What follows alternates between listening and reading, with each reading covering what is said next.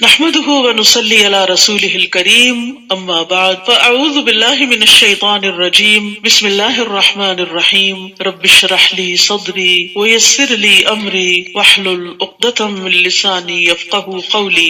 ابو ہریرہ رضی اللہ عنہ سے روایت ہے کہ وہ مدینہ کے ایک بازار سے گزرے اور وہاں کھڑے ہو کر کہا، اے بازار والو، تمہیں کس چیز نے عاجز کر دیا؟ انہوں نے کہا، اے ابو ہریرہ، کیا بات ہے؟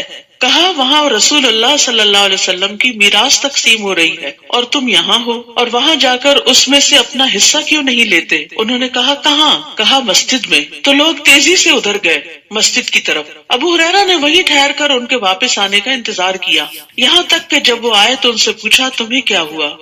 انہوں نے کہا، اے ابو ہریرہ، ہم مسجد میں گئے تھے تو ہم اس میں داخل ہوئے، وہاں تو ہم نے کچھ بھی تقسیم ہوتے ہوئے نہیں دیکھا۔ ابو ہریرہ نے ان سے کہا، پھر تم نے مسجد میں کچھ دیکھا بھی ہے؟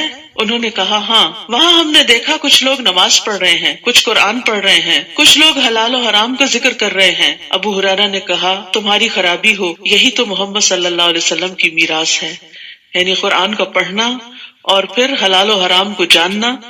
تو اللہ سبحانہ و تعالیٰ سے دعا ہے کہ ہمیں انبیاء کے اور خاص طور پر نبی صلی اللہ علیہ وسلم کے اس ورثے میں وافر حصہ عطا فرمائے۔ شروع کرتی ہوں اللہ کے نام سے جو بے انتہا مہربان نہایت رحم فرمانے والا ہے۔ لا يحب اللہ الجہر بالسوء من القول الا من ظلم وکان اللہ سمیعا علیما۔ اللہ بری بات کے ساتھ آواز بلند کرنے کو پسند نہیں کرتا مگر جس پر ظلم کیا گیا، اور اللہ خوب سننے والا، خوب جاننے والا ہے۔ اللہ سبحانہ تعالیٰ برائی سے نفرت کرتا، وہ برائی کیسی بھی ہو، خواہ وہ سوچ کی ہو، خواہ وہ عمل کی ہو، خواہ وہ قول میں ہو۔ یہاں خاص طور پر بری باتیں بلند آواز سے کرنا اور ان کو عام کرنا، ان کو نشر کرنا، ان کا اعلان کرنا اللہ سبحانہ تعالیٰ کو پسند نہیں۔ ہاں، ایک صورت ہے کہ اگر کسی پر ظلم کیا گیا ہو تو وہ ظالم کے خلاف اپنے جذبات کا اظہار کر سکتا ہے، اپنے ظلم کا ذکر کر سکتا ہے تاکہ وہ ظلم کے خلاف دوسرے کی مدد لے سکے۔ تو اللہ سبحانہ تعالیٰ نے مظلوم کو بری بات کے اظہار کی رخصت دی ہے تاکہ وہ اپنا غصہ ٹھنڈا کر لے اور اپنے ظلم کو اپنے سے دور کر سکے۔ اسی طرح صاحب حق کو بات کرنے کی اجازت ہے۔ ابو ہریرہ رضی اللہ عنہ سے مروی ہے کہ ایک شخص نبی صلی اللہ علیہ وسلم سے اپنے قرض کا تقاضا کرنے آیا اور سخت گفتگو کرنے لگا۔ صحابہ غصے سے اس کی طرف بڑھے، لیکن رسول اللہ صلی اللہ علیہ وسلم نے فرمایا، اسے چھوڑ دو، کیونکہ صاحب حق کہنے کا حق رکھتا ہے، یعنی اس کا حق ہے، لہٰذا اس کو بات کرنے دو۔ پھر آپ نے فرمایا، اس کے قرض والے جانور کی عمر کا ایک جانور اس کو دے دو، یعنی اس کا قرضہ واپس کر دو۔ صحابہ نے عرض کیا، یا رسول اللہ، اس سے زیادہ عمر کا جانور تو موجود ہے لیکن اس جیسا نہیں، یعنی جو اس سے لیا گیا تھا۔ آپ نے فرمایا، وہ زیادہ والا ہی دے دو، کیونکہ سب سے اچھا آدمی وہ ہے جو دوسروں کا حق پوری طرح ادا کرے۔ تو بہرحال یہاں پر واضح طور پر یہ بتا دیا گیا، نمبر ایک کہ اللہ کو بری باتیں پسند نہیں کہ وہ کھلم کھلا کی جائے، لیکن نمبر دو اس بات کی رخصت ہے کہ اگر کسی پہ ظلم ہو رہا ہے اور اس کے منہ سے کچھ ایسے الفاظ نکلتے ہیں کہ جس سے وہ اپنا حق وصول کر لے تو اس کو اس کی اجازت ہے۔ لیکن پھر بھی اگر تم کوئی نیکی ظاہر کرو یا اسے چھپاؤ یا کسی برائی سے درگزر کرو تو بے شک اللہ بہت معاف کرنے والا، بہت قدرت رکھنے والا ہے۔ یعنی انسان جب نیکی کرتا ہے تو ہمیشہ چھپا کے کرنے کا موقع نہیں ہوتا۔ بہت دفعہ دل چاہتا ہے کہ ہماری نیکی کا کسی کو پتہ نہ چلے، اور جب ہم کر رہے ہوتے ہیں تو دوسروں کے نوٹس میں بھی آ جاتے ہیں، وہ بھی دل پہ گراں گزرتا ہے۔ لیکن اگر وہ چھوڑ دے تو پھر نیکی کا موقع ہاتھ سے جاتا۔ کچھ لوگ کہتے ہیں نا کہ ہمیں ڈر لگتا ہے کہ ہم نیکی کا کام کریں گے تو دکھاوا ہو جائے گا، تو بہتر ہم کریں ہی نہ۔ تو یہ بھی ایک غلط سوچ ہے۔ ہمیں اپنی نیت کو درست کرنے کا کہا گیا ہے، نہ کہ نیکی کے کام، دوسروں کی خدمت کو چھوڑ دینے کا، کہ تمہیں چونکہ ڈر ہے کہ نیت خراب ہو جائے گی اس لیے کرو ہی نہ۔ یہ تو کوئی لاجک نہیں۔ تو ضرورت اس چیز کی ہے کہ ہم اپنے اندر کو، اپنے سیلف کو کنٹرول کریں اور دکھاوے سے اور احسان جتانے سے اور دوسروں کو اذیت دینے سے اور دکھ دینے سے اپنے آپ کو بچائیں، لیکن نیکی کا کام جاری رکھیں۔ تو اگر تم کوئی نیکی ظاہر کرو یا اسے چھپاؤ، یعنی لوگوں کو دکھائے بغیر، بتائے بغیر، صرف اللہ کی رضا کے لیے کرو، او تعفو عن سوء، یا کسی برائی سے درگزر کرو، یعنی اگر کسی نے تمہارے ساتھ اچھا سلوک نہیں کیا تو بے شک اللہ بہت معاف کرنے والا، بہت قدرت رکھنے والا ہے، یعنی وہ تمہیں معاف کر دے گا۔ کسی کو معاف کرنا صرف اس وقت آسان ہوتا ہے جب انسان یہ چاہے کہ مجھے بھی معاف کر دیا جائے، اور میرے سارے گناہ معاف ہو جائیں تاکہ میری پکڑ نہ ہو آخرت میں۔ ہم میں سے کون ہے جو یہ دعویٰ کرے کہ اس نے کبھی کسی کے ساتھ کوئی زیادتی نہیں؟ کسی نہ کسی وقت کبھی نہ کبھی ہمارے منہ سے بھی تلخ باتیں نکل جاتی ہیں۔ الجہر بالسوء، کوئی بری بات بلند آواز سے ہو ہی جاتی ہے، اس کا اظہار، اس کا اشتہار ہو ہی جاتا ہے۔ کبھی دوسرے کے سامنے ہی منہ در منہ ہم اس کو تانا دے دیتے اور وہ اس کا دل دکھا جاتا ہے۔ کبھی ہم لوگوں کے پیٹ پیچھے بھری مجلس میں بیٹھ کر کسی کی برائی شروع کر دیتے ہیں، یہ بھی الجہر بالسوء ہے۔ اسی طرح کبھی کوئی دوسرا ہمارے ساتھ یہی کر دیتا ہے تو پھر ہمیں بہت برا لگ جاتا ہے۔ تو اس کو کس طرح ڈیل کیا جائے؟ ایسی صورتحال کو جب ہمیں کوئی آ کے بتائے فلاں تمہارے بارے میں ایسا اور ایسا کہتا ہے، تو اس وقت صرف تکلیف اٹھانے اور پریشان ہونے کی بجائے انسان اس کو کہے میں نے اس کو اللہ کے لیے معاف کیا تاکہ اللہ تعالیٰ مجھے معاف کر دے۔ تو اگر تم دوسروں سے درگزر کرو گے تو اللہ بھی بہت معاف کرنے والا ہے۔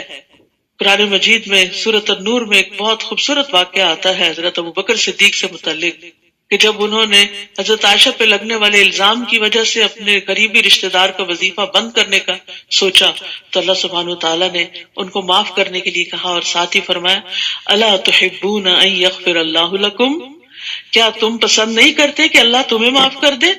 تو ہم میں سے کون ہے جو یہ نہیں چاہتا کہ اس کے گناہ معاف ہو جائیں؟ اور اگر ہم چاہتے ہیں کہ ہمارے گناہ معاف ہو جائیں تو صرف استغفر اللہ کرنے سے بات نہیں بنے گی، ہمارے اندر اتنی وسعت ہونی چاہیے کہ ہم بھی دوسروں کو معاف کر سکیں تاکہ اللہ تعالیٰ ہمیں معاف کر دے۔ حضرت علی رضی اللہ عنہ سے مروی ہے، وہ کہتے ہیں ہم نے رسول اللہ صلی اللہ علیہ وسلم کی تلوار کے دستے میں یہ لکھا ہوا پایا کہ جو تم پر ظلم کرے اس سے درگزر کرو، جو تم پہ ظلم کرے اس سے درگزر کرو، یعنی چھوٹی موٹی بات ہو جاتی ہے چھوڑ دو اس کو، کیونکہ اگر تم جواباً کوئی کارروائی کرو گے تو دوسرا اس سے بڑا کوئی فساد کرے گا اور پھر معاملہ بہت بڑھ جائے گا۔ یعنی بہت سی تکلیف دہ باتیں جو ہیں ان کو صرف اگنور کرنے سے وہ کم ہو جاتی ہیں، ختم ہو جاتی ہیں۔ لیکن اس کا یہ مطلب نہیں کہ انسان ظلم سہتا ہی چلا جائے، لیکن ظلم کو دور کرنے کے لیے ظالمانہ رویہ اختیار نہ کرے، برا طریقہ اختیار نہ کرے، احسن تدبیر کے ساتھ اس کو اپنے سے دور کرے۔ فرمایا رشتہ توڑنے والے سے رشتہ جوڑو۔ ٹھیک ہے کوئی ریلیشن شپ ون سائیڈڈ نہیں ہوتا، لیکن کسی کو تو جوڑنے کے لیے ہاتھ بڑھانا ہی پڑتا ہے۔ جب دو چیزیں آپس میں ٹوٹ جاتی ہیں، کبھی آپ نے ٹوٹی ہوئی پیالی جوڑی ہوگی یا کوئی برتن یا کوئی پلیٹ، تو جب آپ جوڑتے ہیں تو دونوں کو ایک دوسرے کے قریب لاتے ہیں۔ بعض اوقات ایک چیز بڑی بھاری ہوتی ہے وہ قریب نہیں آتی تو آپ کیا کرتے ہیں، جو چھوٹی ہوتی ہے اس کو بڑی کے پاس لے جا کے اس کو جوڑ دیتے ہیں۔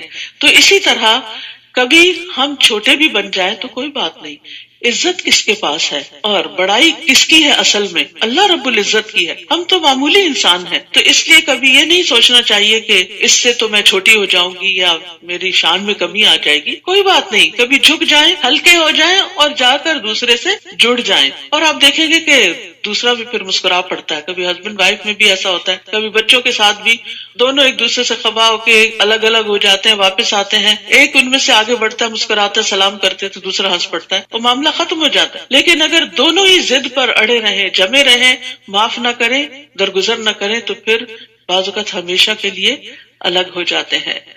فرمایا جو تمہارے ساتھ برا کرے اس کے ساتھ احسان کرو، اور یہ بڑے دل والوں کا کام ہے، جس کو اللہ توفیق دے وہی کر سکتا ہے۔ اور حق بات کرو، اگرچہ وہ تمہارے نفس کے خلاف ہی کیوں نہ ہو، اپنے خلاف کیوں نہ جاتی ہو، وہ بات کر ڈالو، کیونکہ اپنے خلاف بھی جب چیز جاتی ہے نا اور انسان منہ سے بولتا ہے تو پھر انسان اپنی بھی اصلاح کر لیتا ہے کہ میں دوسروں کو تو کہہ رہا ہوں لیکن خود کیا کرتا ہوں۔ اور یاد رکھیے جو درگزر کرتا نہیں اس سے کیا نہیں جاتا۔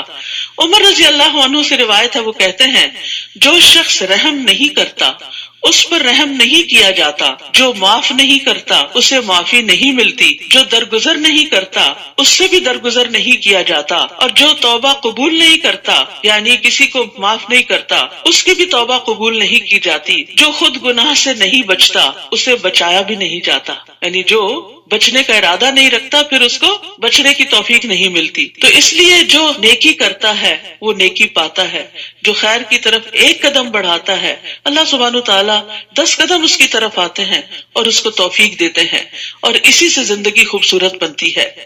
ہمیشہ صرف اپنے حقوق کا خیال نہیں رکھنا چاہیے، کبھی دوسرے کو اس کے حق سے بڑھ کر دے تو آپ کو اس سے بھی زیادہ واپس ملے گا۔ پھر فرمایا بے شک جو لوگ اللہ اور اس کے رسولوں کا انکار کرتے ہیں اور چاہتے ہیں کہ اللہ اور اس کے رسولوں کے درمیان تفریق کرے، کس طرح؟ اور کہتے ہیں ہم کچھ کو مانتے ہیں اور کچھ کا ہم انکار کرتے ہیں۔ یعنی بعض لوگ کہتے ہیں ہم اللہ کو تو مانتے ہیں لیکن رسولوں کو نہیں مانتے، بعض کہتے ہیں ہم فلاں اور فلاں رسول کو مانتے ہیں اور فلاں کو نہیں مانتے، اور وہ چاہتے ہیں کہ اس کے درمیان کا کوئی راستہ اپنا لے، یعنی اپنی مرضی کا دین بنا لے۔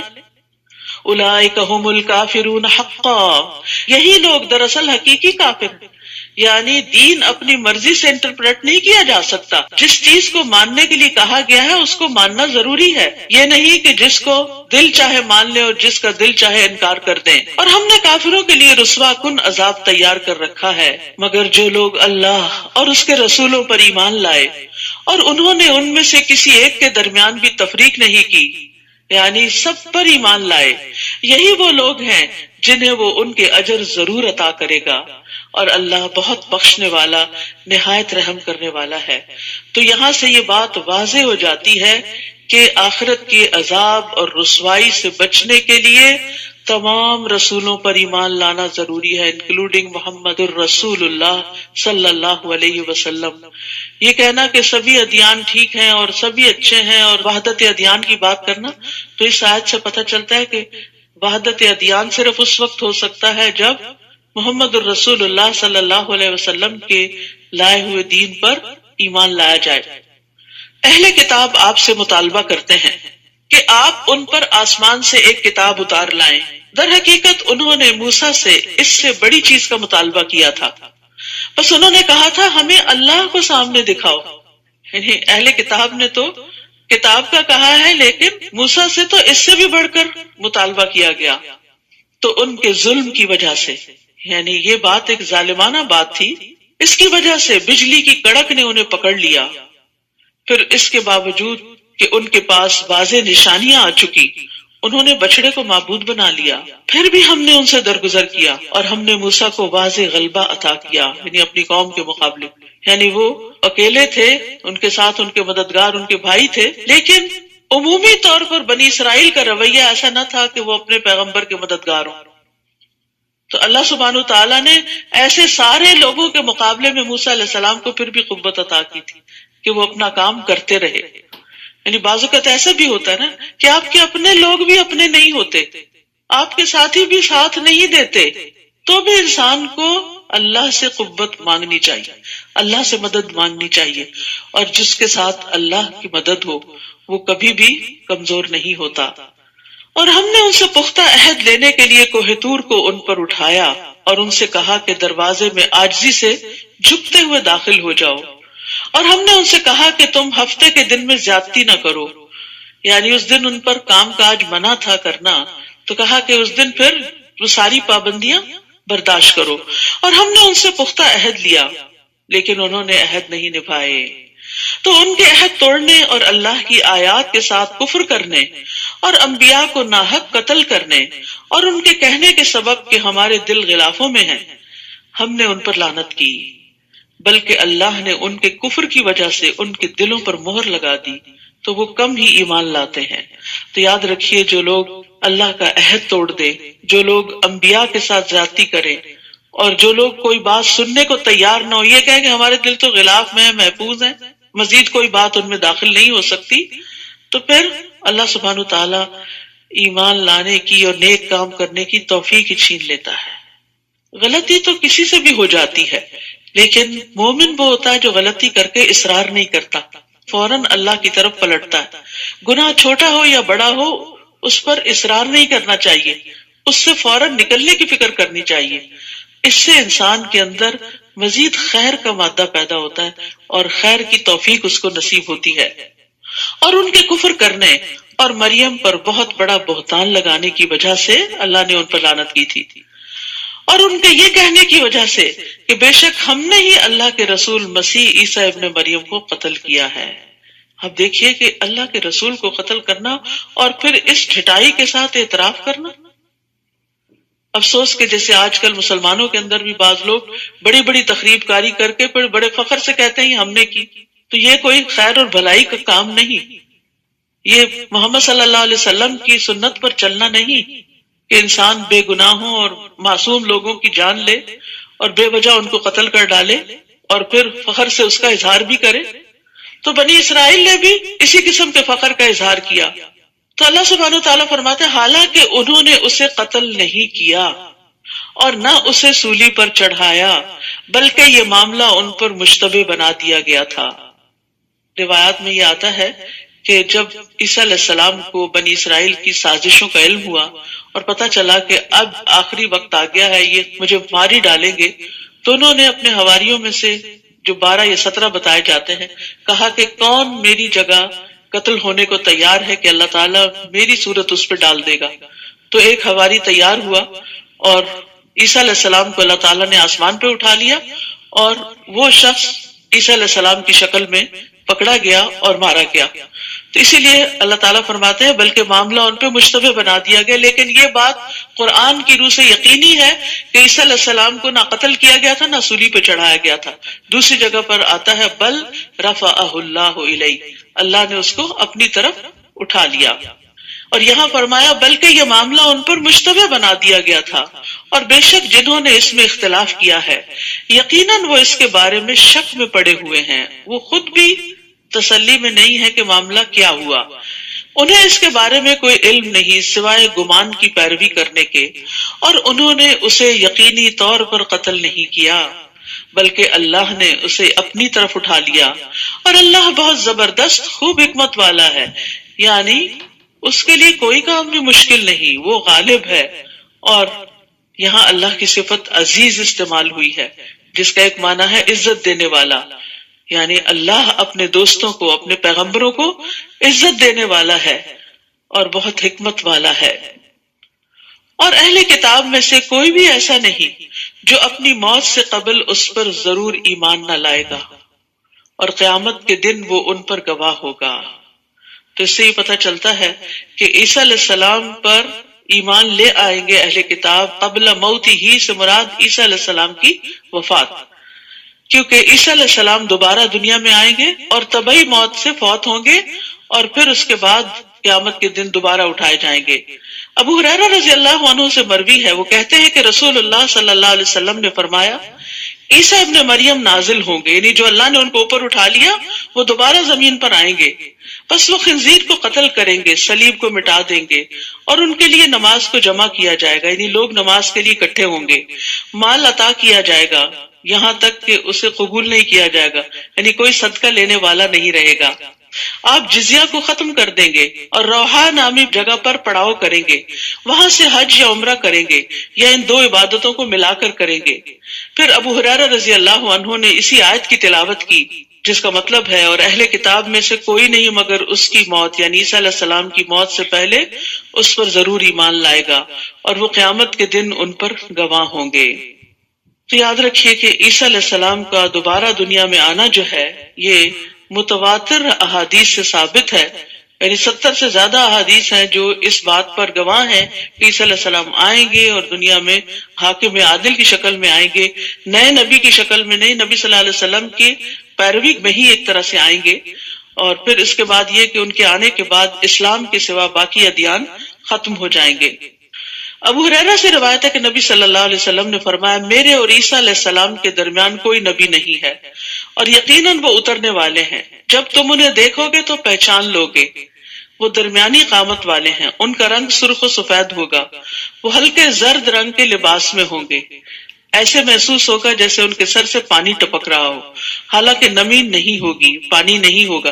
یعنی بہت ڈیٹیلز بتائی گئی ہیں، عیسیٰ علیہ السلام کی ڈسکرپشن دی گئی ہے کہ وہ کیسے دکھائی دیں گے، یعنی بہت نظیف اور چمکدار اور خوبصورت. وہ لوگوں سے اسلام کے لیے قتال کریں گے، صلیب توڑ دیں گے، خنزیر کو قتل کریں گے، جزیہ موقوف کر دیں گے.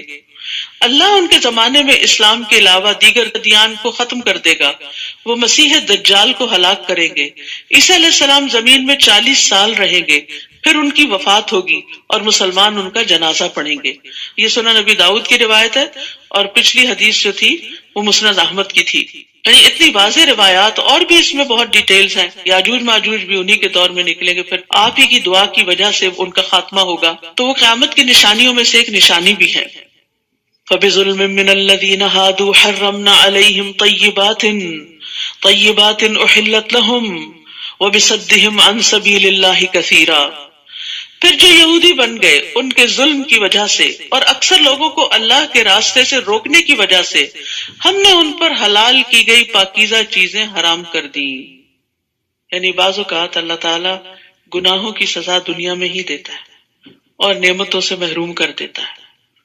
بہت سی حلال چیزیں ان پر حرام کر دی گئی تھی.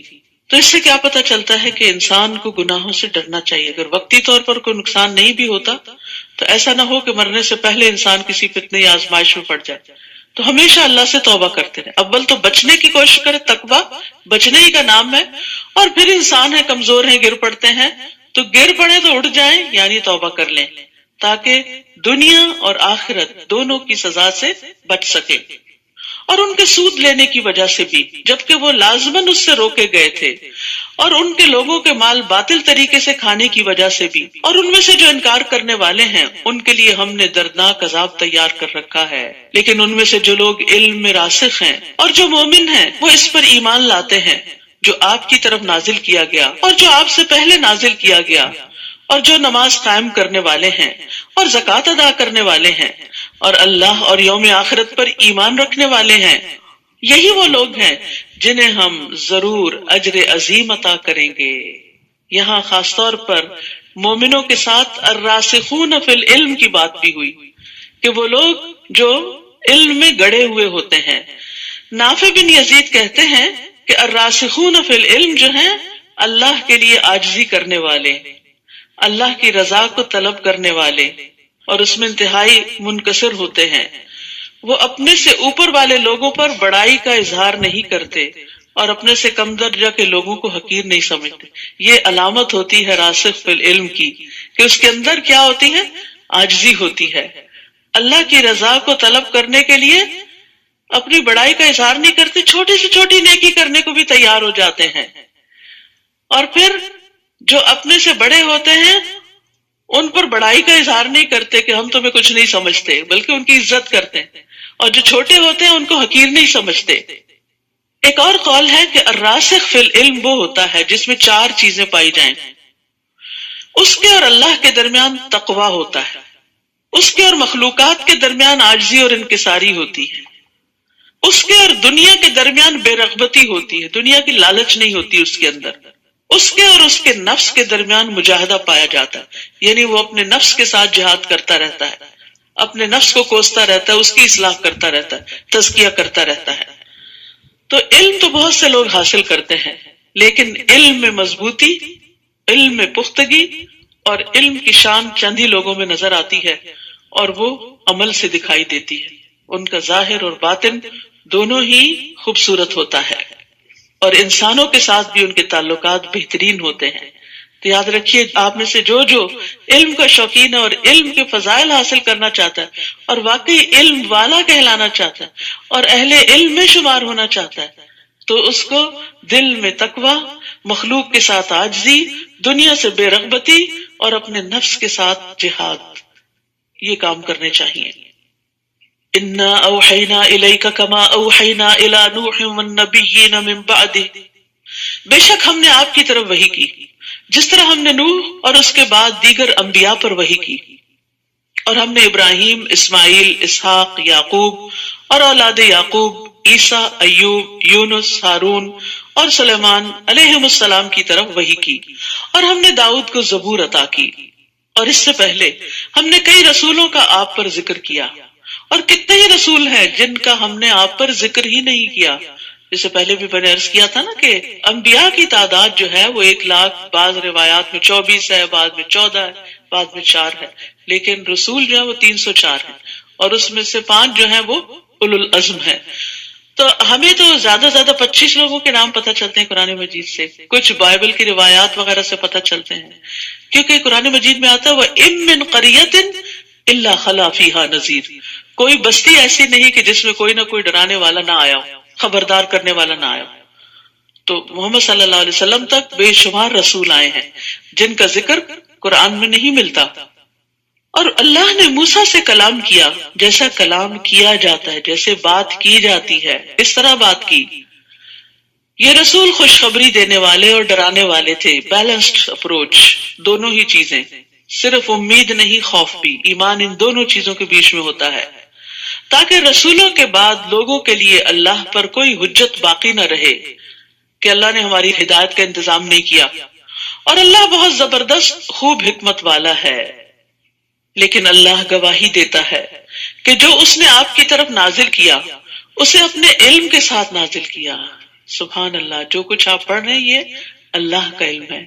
اس قرآن کے علاوہ جتنی کتابیں آپ پڑھتے ہیں وہ بندوں کا علم ہوتا ہے، سوائے حدیث کے جو وحی الہی پر مبنی ہوتی ہے، کیونکہ اللہ سبحانہ تعالیٰ نے رسول اللہ صلی اللہ علیہ وسلم کو وہ باتیں سکھائیں، وَعَلَّمَكَ مَا لَمْ تَكُنْ تَعْلَمُ۔ لیکن باقی دنیا کے علوم بندوں کے ہیں، ان کا سورس دنیا ہے، لیکن افسوس یہ کہ ان علوم کی طرف ہم شوق سے متوجہ ہوتے ہیں، دن رات ان پہ لگا دیتے ہیں، مال و دولت جان مال خرچ کرتے ہیں، لیکن قرآن کے مطالعے اور قرآن کی گہرائی میں اترنے کے لیے ہم بس تھوڑا بہت ہی اپنے لیے کافی سمجھتے ہیں۔ تو عقل مند ہے وہ جو اللہ کے علم سے فائدہ اٹھائے اور اس کی روشنی میں اپنی زندگی بسر کرے۔ اور فرشتے بھی گواہی دیتے ہیں، اللہ بھی گواہی دیتا ہے اور فرشتے بھی گواہی دیتے ہیں، اور کافی ہے اللہ گواہ کہ یہ قرآن یا وحی جو ہے نبی صلی اللہ علیہ وسلم کی طرف وہ اللہ کا علم ہے۔ عطا فرماتے ہیں کہ جب ہم میں سے کوئی قرآن سیکھ جاتا تو ابو عبد الرحمن السلمی فرماتے، تم نے اللہ کا علم لے لیا ہے اور تم میں سے افضل وہی ہو سکتا ہے جو اس پر عمل کرے، یعنی کامیاب تو پھر وہی ہے جو اللہ کے علم کو اپنی زندگی میں اپنا لے۔ ان الذين كفروا وصدوا عن سبيل الله قد ضلوا ضلالا بعيدا، بے شک وہ لوگ جنہوں نے کفر کیا اور اللہ کے راستے سے روکا، یقیناً وہ گمراہی میں بہت دور نکل گئے۔ دور نکلنے کا مطلب یہ کہ ان کا واپس پلٹنا بھی بڑا مشکل ہے۔ بے شک وہ لوگ جنہوں نے کفر کیا اور ظلم کیا، اللہ انہیں ہرگز نہ بخشے گا، ظلم سے مراد شرک، اور نہ انہیں کسی راستے کی ہدایت دے گا سوائے جہنم کے راستے کے جس میں وہ ہمیشہ ہمیشہ رہنے والے ہیں، اور یہ بات اللہ پر بہت آسان ہے۔ یا ایھا الناس، اے لوگو، تمام انسانوں کو خطاب ہے، یقیناً یہ رسول تمہارے پاس تمہارے رب کی طرف سے حق لے کر آیا ہے، یعنی محمد صلی اللہ علیہ وسلم حق لے کر آئے ہیں، بس ایمان لے آؤ، تمہارے ہی لیے بہتر ہے، اور اگر تم کفر کرو گے تو بے شک اللہ ہی کے لیے ہے جو کچھ آسمانوں اور زمین میں ہے، اور اللہ بہت علم والا، بہت حکمت والا ہے۔ تو اس سے یہ بھی پتہ چلتا ہے کہ علم اور حکمت دو الگ الگ چیزیں بھی ہیں۔ یا اہل الکتاب لا تغلوا فی دینکم، اے اہل کتاب تم اپنے دین میں غلو نہ کرو، حد سے نہ بڑھو، ایکسٹریم پر نہ جاؤ، اور اللہ پر حق کے سوا کچھ مت کہو، یعنی اللہ کے بارے میں جب بات کرو تو وہ بات حق پر مبنی ہونی چاہیے، سچ پر مبنی ہونی چاہیے۔ بعض لوگ اللہ سبحانہ تعالیٰ سے ایسی باتیں منسوب کرتے رہتے ہیں جو اللہ تعالیٰ نے نہ فرمائی ہوتی ہے نہ کی ہوتی ہے۔ میں نے سوچا اللہ تعالیٰ بھی کہتا ہوگا، آپ کو کہاں سے سوچ آ گئی، کہاں سے وہی نازل ہو گئی؟ تو اس لیے اللہ تعالیٰ کے بارے میں کوئی بھی بات کریں تو سوچ سمجھ کے کریں۔ اسی طرح کسی چیز کو کہہ دینا یہ قرآن میں لکھا ہوا ہے، نعوذ باللہ، اگر وہ نہیں لکھا ہوا تو جھوٹ ہو جائے گا، تو اللہ تعالیٰ پر ناحق بات ہوگی، کیونکہ قرآن تو صرف وہ ہے جو اللہ کا کلام ہے۔ بلا شبہ مسیح عیسیٰ ابن مریم اللہ کے رسول اور اس کا کلمہ تھے، جن کو اس نے مریم کی طرف ڈالا، یعنی کلمہ کن کو القاء کیا مریم علیہ السلام کی طرف جبریل علیہ السلام کے ذریعے، اور اس کی طرف سے ایک روح، اس کی طرف سے اپنی طرف کیوں منسوب کیا؟ تشریف کے لیے، ان کی عزت کے لیے، ان کی قدردانی کے لیے۔ تو تم اللہ اور اس کے رسولوں پر ایمان لاؤ، اور نہ کہو تم کے تین ہیں، باز آ جاؤ، یہ تمہارے لیے بہتر ہے۔ ولا تقولوا ثلاثہ، تین الہوں کا ذکر مت کرو، بے شک اللہ ایک ہی الہ ہے۔ انما اللہ الہ واحد سبحانہ، وہ اس سے پاک ہے، ان یکون لہ ولد، کہ اس کے لیے کوئی اولاد ہو، لہ ما فی السماوات وما فی الارض، اسی کا ہے جو کچھ آسمانوں اور زمین میں ہے، وکفی باللہ وکیلا، اور کافی ہے اللہ کارساز، یعنی اللہ کو بیٹے کی ضرورت نہیں، کیونکہ وہ تو زمین و آسمان کی ہر چیز کا ہی مالک ہے۔ تو یہاں پر اللہ سبحانہ و تعالیٰ اہل کتاب کو اہل کتاب کہہ کر ذمہ داری کا احساس دلا رہے ہیں کہ تم اپنی ہی کتاب کی مخالفت کر رہے ہو. اور پھر خاص طور پر غلو سے منع کیا گیا. دین میں غلو کا مطلب یہ ہوتا ہے کہ دیندار ایسی چیز کو ظاہر کرے جو اس حد کو ہی ختم کر دے جو دین نے اس کے لیے مقرر کی ہے. اب جیسے یہود نے دین میں غلو کیا کہ انہوں نے عیسیٰ علیہ السلام اور محمد صلی اللہ علیہ وسلم کو نبی ہی نہیں مانا. اسی طرح عیسائیوں نے کیا کیا کہ عیسیٰ علیہ السلام کو نبی ماننے کی بجائے اللہ کا بیٹا بنا دیا. اسی طرح امت محمد صلی اللہ علیہ وسلم میں بھی بعض اوقات غلوف پایا جاتا ہے. وہ کس طرح کہ لوگ نبی صلی اللہ علیہ وسلم کا مقام اور مرتبہ بعض اوقات اللہ تعالیٰ کے برابر اور بعض اوقات اس سے بھی آگے بڑھا دیتے. وہ جیسے وہ شعر بنایا ہوا نا، خدا جو پکڑے چھڑا لے محمد، محمد کا پکڑا چھڑا کوئی نہیں سکتا. نعوذ باللہ. اب یہ کہ محمد صلی اللہ علیہ وسلم کا مقام اللہ تعالیٰ سے بھی آگے کر دیا. ایک اور غلوف کی قسم ہے کہ اپنے علماء، اپنی پسندیدہ شخصیات، اپنے فقہاء اور اپنے جو دین میں اکابر ہیں، بڑے ہیں، ان کی بات کو محمد صلی اللہ علیہ وسلم کی بات سے بھی آگے کر دیا. یعنی ولیوں کا اور بعض بزرگان دین کا درجہ اور ان کی عقیدت اور محبت اس قدر زیادہ ہے کہ اس کے مقابلے میں محمد صلی اللہ علیہ وسلم کی تعلیمات سے کوئی واسطہ ہی نہیں اور نہ ان سے ویسی محبت ہے. تو یہ ساری غلوف کی قسمیں ہیں. شخصیت پرستی بھی اسی میں آ جاتی کہ کسی انسان کی بات کو اتنی امپورٹنس دینا کہ اللہ اور اس کے رسول کی بات ہی بھول جائے. تو رسول اللہ صلی اللہ علیہ وسلم نے فرمایا، اے لوگو، تم پر تقوی اختیار کرنا لازم ہے. کہیں ایسا نہ ہو کہ شیطان تمہیں اغوا کر لے. میں محمد بن عبداللہ ہوں، اللہ کا بندہ اور اس کا رسول ہوں. اللہ کی قسم میں نہیں چاہتا کہ تم لوگ مجھے میرے اس مقام سے بلند کر دو جو اللہ عز و جل نے میرے لیے مقرر کیا ہے. تو کسی کو بھی اس کے مقام سے بلند نہیں کرنا چاہیے. جو جس کا مقام ہے اس کو وہیں رکھنا چاہیے. یعنی ہر صاحب حق کو اس کا حق ملنا چاہیے، نہ اس کو بڑھانا چاہیے اور نہ گھٹانا چاہیے. مسیح ہرگز آر محسوس نہیں کرتے کہ وہ اللہ کا بندہ ہوں اور نہ ہی مقرب فرشتے، اور جو کوئی اس کی عبادت سے آر محسوس کرے اور تکبر کرے تو وہ ضرور ان سب کو اپنی طرف اکٹھا کرے گا. یعنی عیسیٰ علیہ السلام اس بات میں آر محسوس نہیں کرتے کہ وہ اللہ کے بندے ہوں. انہوں نے کبھی بھی اپنے آپ کو اللہ کا بیٹا نہیں کہا، وہ اللہ کا بندہ ہی کہتے تھے اور اللہ کے آگے جھکنے والے تھے، اس کی فرما برداری کرنے والے تھے. اور یاد رکھیے کسی کو بھی یہ حق نہیں کہ اللہ کی عبادت سے آر محسوس کرے. یعنی دین کے کسی حکم پر عمل کرتے ہوئے اسے کوئی آر ہو کہ نہیں، اس سے میری شان میں کمی آ جائے گی، لوگ کیا کہیں گے. جیسے بعض گیدرنگز میں نماز پڑھنے میں لوگ آر محسوس کرتے ہیں. نہیں، میں تو اللہ کا بندہ ہوں، اللہ کے آگے جھک رہا ہوں. سمپل سی بات ہے، اس میں ڈرنے کی تو کوئی بات ہی نہیں، نہ کسی کو اوفینڈ کرنے کی کوئی بات ہے. میرے نماز پڑھنے سے کوئی اوفینڈ کیوں ہوتا ہے؟ میں کسی کو تو کوئی نقصان نہیں دے رہی، میں تو اپنے رب کے ساتھ وفاداری کا اظہار کر رہی ہوں اور اس کے آگے جھک رہی ہوں.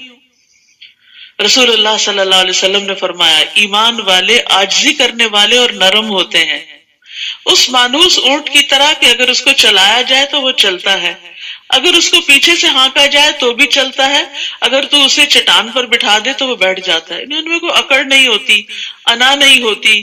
حق بات کو سن کر اس کو قبول کر لیتے ہیں، اس کو سمجھ جاتے ہیں، اس کے مطابق عمل کر لیتے ہیں.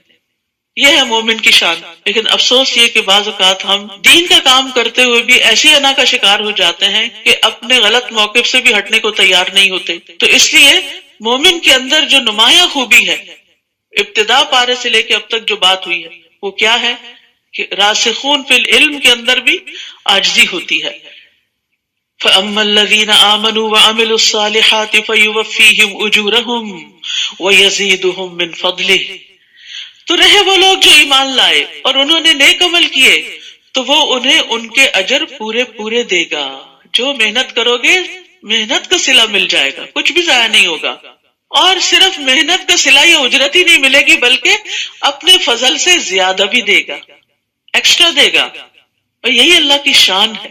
بندہ اپنی حیثیت میں کام کرتا ہے اور اللہ رب العزت اپنی شان کے مطابق دیتا ہے. تو اللہ سبحانہ وتعالیٰ آپ کی بھی ان ساری کوششوں کو اپنی شان کے مطابق قبول کرے. کیونکہ بندوں کے لیے جب کوئی بندہ کام کرتا ہے تو بندے اس کا حق ادا نہیں کر سکتے.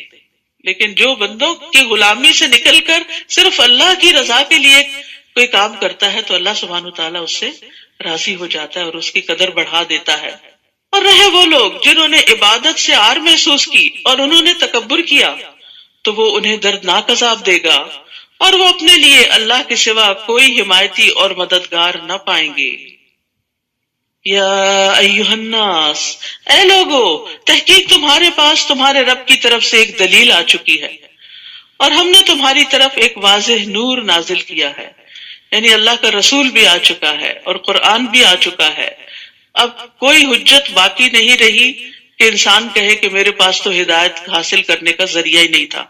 اگر ہم فائدہ نہ اٹھائیں، مثلا کھانا رکھا ہوا ہو اور آپ نہ کھائیں اور بھوکے مر جائیں تو کس کو بلیم کریں گے؟ اپنے آپ ہی کو. تو حق واضح ہے، قرآن و سنت اصل خالص شکل میں موجود ہے، لہذا جو فائدہ اٹھانا چاہے وہ اٹھا سکتا ہے اور جو ان کے ہوتے ہوئے بھی بھوکا رہنا چاہے وہ اپنی جان پر ہی ظلم کرتا ہے. فَأَمَّا الَّذِينَ آمَنُوا بِاللَّهِ وَاعْتَصَمُوا بِهِ فَسَيُدْخِلُهُمْ فِي رَحْمَةٍ مِّنْهُ وَفَضْلٍ وَيَهْدِيهِمْ إِلَيْهِ صِرَاطًا مُسْتَقِيمًا. تو رہے وہ لوگ جو اللہ پر ایمان لائے اور انہوں نے اسے مضبوط پکڑا، یعنی اللہ کو اپنا سہارا بنا لیا ہر غم میں، ہر خوشی میں، ہر مشکل میں، تو وہ ضرور انہیں اپنی طرف سے رحمت میں اور فضل میں داخل کرے گا. یعنی جو اللہ پر ایمان لا کے اللہ کا سہارا پکڑیں، اللہ سے مدد مانگے، اللہ سے ہی دعائیں کریں، اللہ کے سپرد اپنے سارے معاملات کر دیں تو اللہ تعالیٰ ان پر اپنا فضل فرمائے گا اور انہیں اپنی طرف سیدھے رستے کی ہدایت دے گا. پھر ہے وہ آپ سے فتویٰ پوچھتے ہیں، کہہ دیجئے اللہ تمہیں کلالہ کے بارے میں فتویٰ دیتا ہے. کلالہ کہتے ہیں ایسی میت کو جس کے نہ پیرنٹس ہوں دنیا میں اس کے بعد اور نہ اولاد ہو، لیکن اس نے مال چھوڑا ہو. تو اب اس کا مال کون لے؟ عام طور پر تو وارث کون ہوتے ہیں؟ والدین اور اولاد ہوتی ہے، لیکن یہاں دونوں ہی نہیں ہیں. عمر بن خطاب رضی اللہ عنہ نے جمعے کے دن خطبہ دیا اور انہوں نے اللہ کے نبی صلی اللہ علیہ وسلم کا تذکرہ کیا اور ابو بکر کا تذکرہ کیا. پھر کہا میں اپنے بعد کوئی ایسی چیز نہیں چھوڑ رہا جو میرے ہاں کلالہ سے زیادہ اہم ہو. یعنی وہ اتنی امپورٹنس دیتے تھے ایسے کیسز کو، حالانکہ یہ ریئر کیسز ہوتے ہیں. میں نے رسول اللہ صلی اللہ علیہ وسلم سے کسی چیز کے بارے میں اتنی مراجعت نہیں کی، اتنی دفعہ سوال نہیں کیا جتنی کہ کلالہ کے بارے میں کی، اور آپ نے بھی مجھ سے کسی چیز کے بارے میں اتنی شدت اختیار نہیں فرمائی جتنی کلالہ کے بارے میں فرمائی. حتیٰ کہ آپ نے اپنی انگلی میرے سینے میں چبھوئی اور فرمایا اے عمر، کیا تمہیں موسم گرما میں نازل ہونے والی آیت کافی نہیں جو سورۃ النساء کے آخر میں، یعنی جس سے مسئلہ واضح ہو جاتا ہے. اور میں یعنی عمر اگر زندہ رہا تو اس کے بارے میں ایسا واضح فیصلہ کروں گا کہ جس سے ایسا شخص بھی فیصلہ کر سکے گا جو قرآن پڑھتا اور سمجھتا ہے اور جو نہیں بھی پڑھتا اور سمجھتا. تو بہرحال اللہ سبحانہ تعالیٰ نے سوال کا جواب خود ہی دے دیا. کیا ہے؟ اگر کوئی ایسا مرد مر جائے میل جس کی کوئی اولاد نہ ہو اور اس کی ایک بہن ہو، یعنی اولاد اور والدین دونوں نہ ہو اور بہن ہو بس، تو اس کے لیے ترکے کا آدھا حصہ ہے، بہن کو آدھا مل جائے گا، اور وہ اس بہن کا وارث ہوگا اگر اس بہن کی کوئی اولاد نہ ہو. یعنی اسی طرح بہن کی بھی اولاد نہیں اور وہ مر گئی، یہ بھائی ہے تو وہ کیا ہے؟ اس کے ترکے کا وارث ہو جائے گا. پھر اگر وہ دو بہنیں ہوں تو ان دونوں کے لیے اس بھائی کے ترکے میں سے 2/3 حصہ ہے، 2/3 ہے. اور اگر وہ کئی بھائی بہن مرد اور عورتیں ہوں تو مرد کے لیے 2 عورتوں کی مانند حصہ ہے. اللہ تمہارے لیے احکام واضح کرتا ہے تاکہ تم گمراہ نہ ہو جاؤ، اور اللہ ہر چیز کو خوب جاننے والا ہے. سورۃ المائدہ. سورۃ المائدہ مدنی سورت ہے، آخری دور میں نازل ہوئی. اس کا کوئی حکم بھی منسوخ نہیں ہے. اس میں ایمان والوں کو خطاب کر کے بات شروع کی گئی ہے. قرآن مجید میں 88 ٹائمز 88 دفعہ یا ایھا الذین آمنوا کہا گیا ہے، جس میں سے 16 دفعہ اس سورت میں آیا. یعنی یہ وہ سورت ہے جس میں سب سے زیادہ ایمان والوں کو پکارا گیا ہے. تو آپ دیکھیے کہ پیچھے یا بنی اسرائیل کہا گیا، یا اہل الکتاب کہا گیا، یہود اور نصارہ کے احکامات واضح کیے گئے، اور اب اس صورت میں ایمان والوں کو احکامات دیے جا رہے ہیں جو محکم ہیں. فرمایا یا ایھا الذین آمنوا اوفوا بالعقود احلت لکم بہیمۃ الانعام الا ما یتلی علیکم. اے لوگوں جو ایمان لائے ہو، سب عہد و پیمان پورے کرو. اوپر ابھی سورۃ النساء میں پڑھ چکے ہیں آپ کے بنی اسرائیل پر اللہ نے لعنت فرمائی کیونکہ انہوں نے اللہ سے کیے ہوئے عہد توڑ دیے تھے. تو ایمان والوں سے کیا کہا جا رہا ہے کہ تم عہد و پیمان پورے کرو. تمہارے لیے مویشی چوپائے حلال کیے گئے ہیں سوائے ان کے جو تم پر پڑھے جائیں گے، اور جب تم حالت احرام میں ہو تو شکار کو حلال نہ سمجھو، بے شک اللہ جو چاہتا ہے فیصلہ کرتا ہے. تو یہاں عقود کو پورا کرنے کی تلقین کی گئی ہے. انس بن مالک کہتے ہیں کہ رسول اللہ صلی اللہ علیہ وسلم نے ہمیں خطبہ دیا اور خطبے میں فرمایا اس شخص میں ایمان نہیں جس میں امانت نہیں، اور اس کا دین نہیں جس میں عہد کی پابندی نہیں. یعنی اس کا کوئی دین ہی نہیں، وہ دیندار نہیں کہلا سکتا. ہمارے ہاں دیندار کون ہے؟ نماز روزہ کرے، لمبی داڑھی رکھ لے یا حجاب پہن لے تو وہ دیندار کہلانے لگتا ہے. یہ ایک حصہ ہے دینداری کا. اور اصل دین کیا ہے کہ انسان جب انسانوں کے ساتھ معاملہ کرے تو بالکل کھڑا کرے، اپنے کانٹریکٹس کو، اپنے معاہدوں کو، اپنے عہدوں کو، وعدوں کو نبھائے، کمٹمنٹس کو نبھائے. نبی صلی اللہ علیہ وسلم نے فرمایا جو قوم عہد شکنی کرتی ہے اس میں قتل و غارت پھیل جاتا ہے. ایک اور روایت میں آتا ہے جو قوم عہد شکنی کرتی ہے اس پر اس کے دشمن کو مسلط کر دیا جاتا ہے.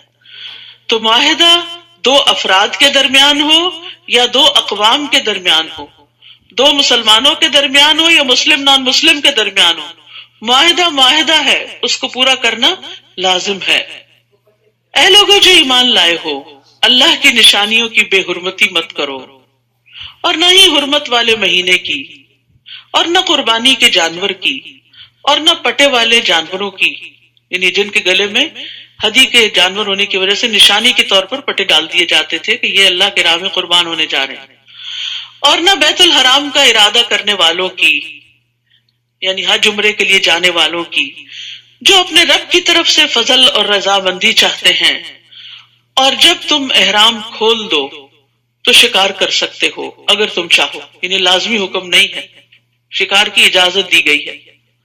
اور کسی قوم کی دشمنی تمہیں ان سے زیادتی کرنے پہ آمادہ نہ کرے. زبردست اصول ہے دین کا، کتنی خوبصورت تعلیم ہے اسلام کی. مسلمانوں کے ساتھ مکہ والوں نے بہت زیادتی کی تھی. اب مکہ فتح ہو چکا ہے اور راستے کھل چکے ہیں، مسلمان طاقتور ہو چکے ہیں. اب یہ چاہیں تو اپنے دشمنوں کے خلاف خوب انتقام لے سکتے ہیں. لیکن یہاں بھی کیا کہا گیا کہ کیا نہ کرو، زیادتی نہ کرنا. دشمن کے ساتھ بھی زیادتی نہیں کہ انہوں نے تمہیں مسجد حرام سے روکا تھا. وَتَعَاوَنُوا عَلَى الْبِرِّ وَالتَّقْوَى وَلَا تَعَاوَنُوا عَلَى الْإِثْمِ وَالْعُدْوَانِ وَاتَّقُوا اللَّهَ إِنَّ اللَّهَ شَدِيدُ الْعِقَابِ. اور نیکی اور تقوی پر باہم تعاون کرو. بر جو ہے ہر طرح کی نیکی کو شامل ہے، جس میں ایمان، عقائد، عبادات، اخلاقیات، معاملات سب کچھ شامل ہے. تو نیکی کے کاموں میں ایک دوسرے کی مدد کرو، اور گناہ اور زیادتی پر ایک دوسرے کی مدد نہ کرو، اور تقوی پر بھی تعاون کرو. تو تقوی جو ہے وہ گناہوں سے بچنے کا نام ہے، جب بر کے مقابلے میں ہے. بر نیکی کمانا اور تقوی گناہوں سے بچنا. دین دو طرح سے مکمل ہوتا ہے، یعنی ایک طرف انسان اچھے کام کرے اور دوسری طرف غلط کام چھوڑ دے. تو ان دونوں کے لیے ایک دوسرے کی مدد کرو، لیکن زیادتی، ظلم کے معاملے میں ایک دوسرے کی مدد نہ کرو، اور اللہ سے ڈرو، بے شک اللہ سخت سزا والا ہے. تو یہ ایک عام وصیت ہے جو اہل ایمان کو کی جا رہی ہے. نیکی کے کام میں تعاون کی دعوت دی جا رہی ہے. اس کی وجہ یہ ہے کہ بعض اوقات کچھ نیکی کے کام ایسے ہوتے ہیں جو آپ اکیلے ہی کر لیتے ہیں، لیکن کچھ نیکی کے کام ایسے ہیں کہ جن کو دوسروں کی مدد کے بغیر نہیں کیا جا سکتا.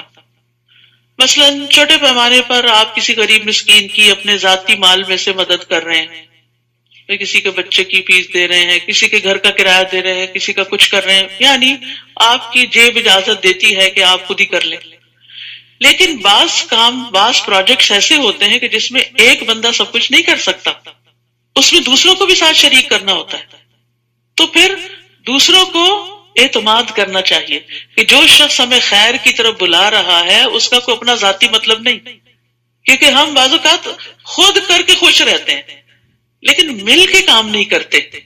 یاد رکھیے، ایک اکیلا دو 11، جو کام اجتماعی طور پہ کیے جاتے ہیں، مل کے کیے جاتے ہیں، اکٹھے ہو کے کیے جاتے ہیں، ان کی خیر و برکت بہت زیادہ ہوتی، وہاں سے نہریں اور دریا جاری ہو جاتے ہیں اور بے شمار اللہ کی مخلوق اس سے فائدہ اٹھاتی۔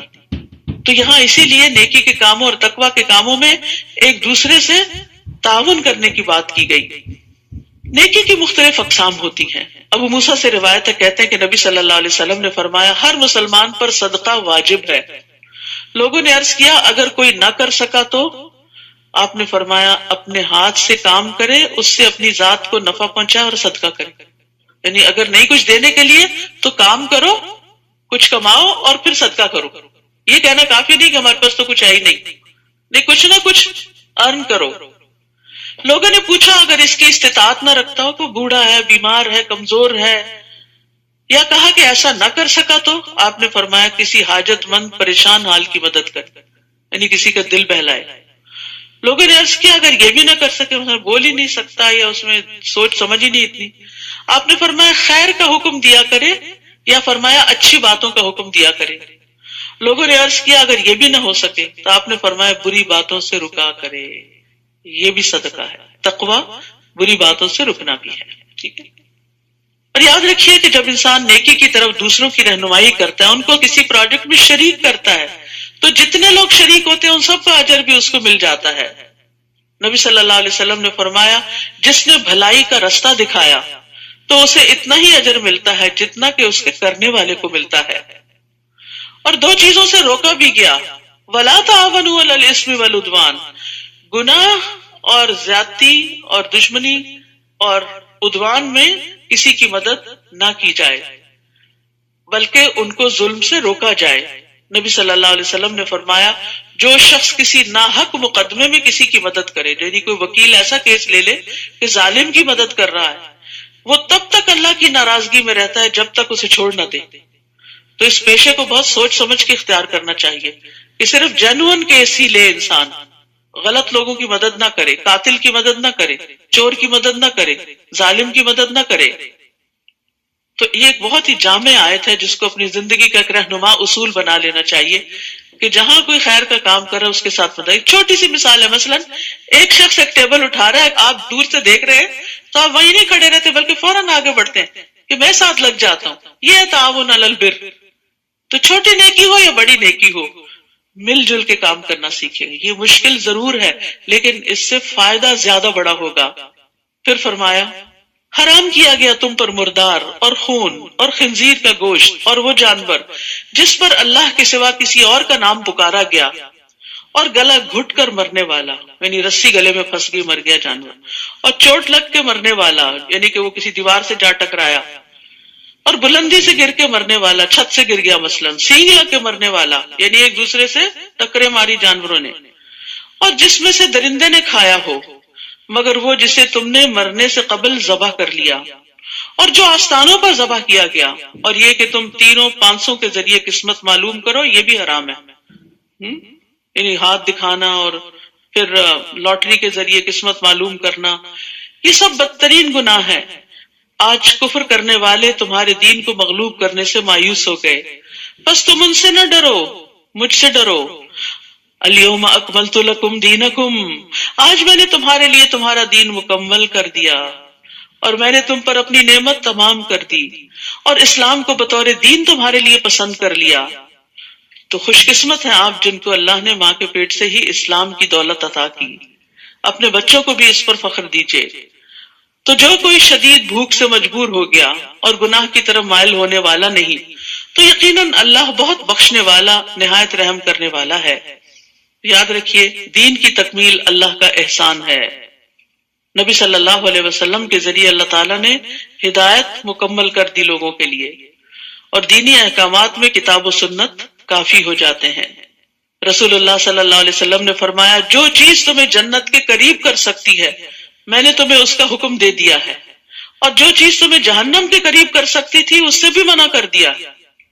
تو دین جو ہے وہ مکمل ہے۔ یہ نہیں کہ کسی چیز کے بارے میں رہنمائی نہیں ملتی، بعض چیزوں کے بارے میں ڈائریکٹ رہنمائی ملتی ہے اور بعض سے انڈائریکٹلی ملتی ہے، استنباط کیا جاتا ہے، اس پہ قیاس کیا جاتا ہے۔ وہ آپ سے سوال کرتے ہیں کہ ان کے لیے کیا کچھ حلال کیا گیا ہے.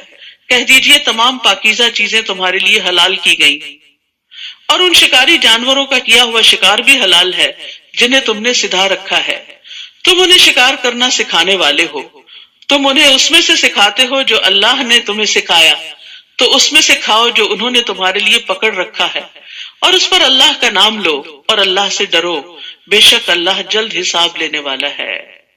اس آیت سے جو بڑی خاص بات پتہ چلتی ہے کہ علم والوں کی بڑی فضیلت ہے، حتیٰ کہ وہ کتا جسے شکار کی تعلیم دی گئی ہو وہ بھی بڑا نفع مند ہوتا ہے، اس کا پکڑا ہوا شکار بھی حلال ہے، اس کی دوسرے جانوروں کے مقابلے میں زیادہ فضیلت ہے. حالانکہ لوگ عام طور پر ڈاگ کو بطور گالی بھی استعمال کرتے ہیں، لیکن اس کو بھی اللہ نے کسی مقصد کے لیے پیدا کیا ہے اور اس سے بھی انسانوں کو فائدے حاصل ہوتے ہیں. لیکن جو خاص بات ہمارے سیکھنے کی ہے وہ یہ کہ اگر ایک جانور سیکھ سکتا ہے تو کیا انسان نہیں سیکھ سکتا؟ کیا ہم نہیں سیکھ سکتے؟ یہ سوچنا کہ اب میری عمر زیادہ ہوگی، اب میرا دماغ کام نہیں کرتا، بار بار یہ باتیں نہیں سوچا کریں. سیکھتے رہے سیکھتے رہے. سیکھنا صرف حفظ کرنا نہیں ہوتا کہ جو آپ نے حفظ کر لیا وہ آپ نے سیکھا. اگر آپ نے عمل کر لیا نا تو آپ کے اندر جذب ہو چکا ہے، وہ آپ کے جسم نے حفظ کر لیا، آپ کے دل و دماغ نے حفظ کر لیا اس کو، کیونکہ آپ اس پہ عمل کر رہے ہیں. تو اس لیے علم ہر حال میں فائدہ دیتا ہے انسان کو اگر درست نیت سے حاصل کیا جائے. الیوم احل لکم الطیبات، آج کے دن تمہارے لیے تمام پاکیزہ چیزیں حلال کر دی گئی، اور جو لوگ کتاب دیے گئے ان کا کھانا بھی تمہارے لیے حلال ہے، یہود و نصارہ کا، اور تمہارا کھانا ان کے لیے حلال ہے. اور پاک دامن مومن عورتیں اور پاک دامن عورتیں ان کی جو تم سے پہلے کتاب دیے گئے تھے وہ بھی حلال ہیں، یعنی ان سے نکاح کیا جا سکتا ہے جب تم انہیں ان کے مہر دے دو. سبحان اللہ، مہر کی کتنی تاکید ہے. آزاد عورتوں کو مہر دے دو، غلام عورتوں کو مہر دے دو، اہل کتاب کی عورتوں سے نکاح کرو تو مہر دے دو، کسی بھی عورت سے نکاح کرو گے تو مہر دینا لازم ہے، بشرطے کہ نکاح میں لانے والے ہو، یعنی قید نکاح میں لانے والے ہو، نہ کہ بدکاری کرنے والے اور نہ چھپے دوست بنانے والے. یعنی یہ نہیں کہ ان کی خواتین کو صرف گرل فرینڈز بنا کر ان کو انجوائے کیا جائے اور اس کے بعد ان کو چھوڑ دیا جائے جب ان سے کوئی فائدہ حاصل نہ ہو یا عمر رسیدہ ہو جائے. نہیں، کسی بھی عورت کے لیے یہ چیز بہت تکلیف دہ اور نقصان دہ ہے کہ کوئی مرد اس سے فائدہ اٹھائے لیکن اس کے لیے قوام نہ بنے، اس کو پروٹیکشن نہ دے، اس کو نان نفقہ نہ دے، اس کی ضروریات کا خیال نہ رکھے. تو ہمارے دین نے جہاں شادی کی اجازت دی، حکم دیا، اس کو عبادت قرار دیا، وہاں فریق ثانی کے حقوق کو ادا کرنے کی بھی بڑی تلقین ہے، چاہے کوئی مسلمان عورت ہو یا اہل کتاب میں سے کوئی ہو یا لونڈی غلام ہو. رسول اللہ صلی اللہ علیہ وسلم نے فرمایا، مہر یا جس وعدے کے ساتھ عورت کی شرمگاہ کو حلال کیا جاتا ہے تو یہ اسی عورت کا حق ہے، یعنی اس کا باپ بھائی کوئی اور نہیں لے سکتا اس مال کو اس سے. اور عقد نکاح کے بعد جس چیز کے ساتھ عورت کے باپ بھائی یا وارث کی تکریم کی جائے وہ اسی کا ہوگا، یعنی اگر کسی کو کوئی تحفہ دیا جائے گا تو وہ اسی کا ہوگا. اور انسان کی جس کے بدلے میں سب سے زیادہ تکریم کی جانی چاہیے وہ اس کی بیٹی یا بہن ہے، یعنی بیٹی یا بہن کو جو اس نے بیاہ کے دیا ہے تو اس بنا پر اس شخص کی بھی عزت کرنی چاہیے، سسرال کی عزت کرنی چاہیے. اور آج کیا ہے کہ جس کی بہن یا بیٹی لے لیتے ہیں اسی کو ذلیل کر کے رکھ دیتے ہیں. ہمارے ہاں معلوم نہیں کہاں سے یہ رسمیں آ گئی کہ سسرال کو ایک شجر ممنوعہ سمجھ لیا گیا اور دشمنی سمجھ لیا گیا، چاہے لڑکی کے لیے ہو یا لڑکے کے لیے، دونوں طرف سے کوتاہیاں ہیں. حالانکہ داماد بھی بڑے پیار کا رشتہ ہے، بہو بھی بڑے پیار کا رشتہ ہے. تو ان رشتوں کی بنا پر ہمارا دین ہمیں کیا کہتا ہے کہ ایک دوسرے کی عزت کرو، ایک دوسرے کی تکریم کرو. اس نے اپنا جگر گوشہ تمہیں دے دیا، اسے پیدا کیا تکلیف اٹھا کر، پالا تکلیف اٹھا کر، پڑھایا لکھایا، سنوارا، تربیت کی، اور پھر تمہارے حوالے کر دیا تاکہ تم اس کی قدر کرو اور وہ تمہارے لیے صالح اولاد پیدا کرے، نہ کہ ایک دوسرے کو ستانے والے بن جاؤ. چھوٹی چھوٹی باتوں پر ایک دوسرے کی عزت اتارنے والے یہ کسی مومن کی شان نہیں ہوتی. مومن تو درگزر کرنے والا ہوتا ہے. خادم کے بارے میں پوچھا گیا کہ کتنی دفعہ اس کی غلطی معاف کرے، فرمایا 70 دفعہ. تو اگر خادم کی 70 دفعہ معاف کرنے کا حکم ہے تو بیٹی یا بہو یا شوہر اور بیوی ایک دوسرے کی کتنی دفعہ معاف کریں؟ یہ زندگی معاف کر کر کے ہی چل سکتی ہے، ورنہ اگر آپ ایک دوسرے کی پک کرنے لگے غلطیاں تو پھر آپ آگے نہیں بڑھ سکتے.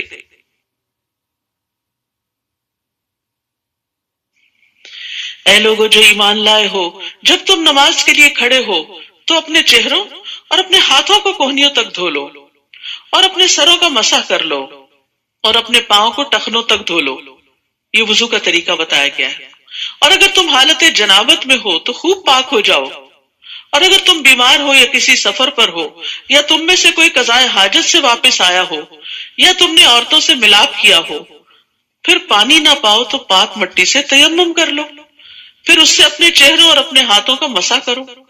اللہ تم پر کوئی تنگی نہیں کرنا چاہتا، یعنی پاکیزگی کا حکم دے کے مشکل میں نہیں ڈالا، لیکن وہ چاہتا ہے کہ تمہیں پاک کر دے۔ سبحان اللہ، اللہ اپنے بندوں کو پاک کرنا چاہتا ہے اور تم پر اپنی نعمت کو تمام کر دے تاکہ تم شکر ادا کرو۔ تو اللہ سبحانہ و تعالیٰ کا مکمل انعام یہ ہے کہ اللہ وضو کے ذریعے گناہوں کو معاف کرتا ہے، اور اچھی طرح وضو کرنا نصف ایمان ہے۔ وضو ظاہری نجاست کو بھی دور کرنے کا ذریعہ اور باطن کی گندگی بھی دور ہوتی۔ جب انسان نہا لیتا ہے نا تو بہت سے ردی خیالات اس سے چلے جاتے ہیں، اور اسی طرح دن میں 5 دفعہ اپنے آزاد ہوتا ہے تو بہت سی نیگیٹو تھنکنگ سے آزاد ہو جاتا ہے، کیونکہ ہاتھ دھوتا ہے تو ہاتھوں سے گناہ دھل گئے، ناک دھوتا ہے تو ناک کے، کلی کرتا ہے زبان کے، چہرے کے، پاؤں کے، پھر مسح کرتا ہے، اور اس طرح انسان پھر سے فریش ہو جاتا ہے، اس کے پچھلے گناہ معاف، اور اللہ کی عبادت کر کے وہ ہلکا ہو جاتا ہے۔ تو وضو اور نماز کے بڑے فائدے ہیں اگر ہم سمجھیں، اور اس کو اللہ نے اپنی نعمت کا تمام کرنا کہا ہے۔ قیامت کے دن بھی وضو کے اعضاء چمک رہے ہوں گے، اور نبی صلی اللہ علیہ وسلم اپنی امت کو ان اعضاء کے چمکنے کی وجہ سے پہچانیں گے۔ اور اللہ کی جو نعمت تم پر ہے اسے یاد کرو، اور اس کا وہ پختہ عہد بھی جو اس نے تم سے مضبوط باندھا۔ تم نے کہا کہ ہم نے سنا اور ہم نے اطاعت کی، اور اللہ سے ڈرو، بے شک اللہ سینوں کے بھید خوب جاننے والا ہے۔ یا ایھا الذین آمنو، اے لوگو جو ایمان لائے ہو، اللہ کے لیے خوب حق پر قائم رہنے والے، انصاف کے ساتھ گواہی دینے والے بن جاؤ، اور کسی قوم کی دشمنی تمہیں اس بات پر آمادہ نہ کرے کہ تم عدل نہ کرو۔ عدل کرو، یہ تقوی سے زیادہ قریب ہے، انصاف، اور اللہ سے ڈرو، بے شک اللہ خوب خبر رکھنے والا ہے اس کی جو تم عمل کرتے ہو۔ رسول اللہ صلی اللہ علیہ وسلم نے فرمایا، بے شک عدل و انصاف کرنے والے قیامت کے دن اللہ کے ہاں نور کے ممبروں پر ہوں گے، جو رحمان کے دائیں طرف ہوں گے، اور اس کے دونوں ہاتھ دائیں ہیں۔ یہ وہ لوگ ہوں گے جو اپنے فیصلوں میں، اپنے گھر والوں میں، اور اپنے ماتحتوں یعنی سب آرڈینیٹس کے درمیان عدل کرتے ہیں، سب کے ساتھ انصاف کا معاملہ کرتے ہیں۔ وعد اللہ الذین آمنوا وعملوا الصالحات لہم مغفرۃ واجر عظیم، وہ لوگ جو ایمان لائے اور جنہوں نے نیک عمل کیے، اللہ نے ان سے مغفرت اور اجر عظیم کا وعدہ کر رکھا ہے۔ اور وہ لوگ جنہوں نے کفر کیا اور ہماری آیات کو جھٹلایا، یہی لوگ جہنم کے ساتھی ہیں۔ تو اللہ کی آیات کا انکار جو ہے وہ بہت بڑا جرم ہے۔ یا ایھا الذین آمنو، اے لوگو جو ایمان لائے ہو، اللہ کی اس نعمت کو یاد کرو جو اس نے تم پر کی۔ جب ایک قوم نے ارادہ کیا تھا کہ وہ تمہاری طرف اپنے ہاتھ بڑھائے تو اس نے ان کے ہاتھ تم سے روک دیے، اور اللہ سے ڈرو، اور ایمان والوں کو اللہ پر توکل کرنا چاہیے۔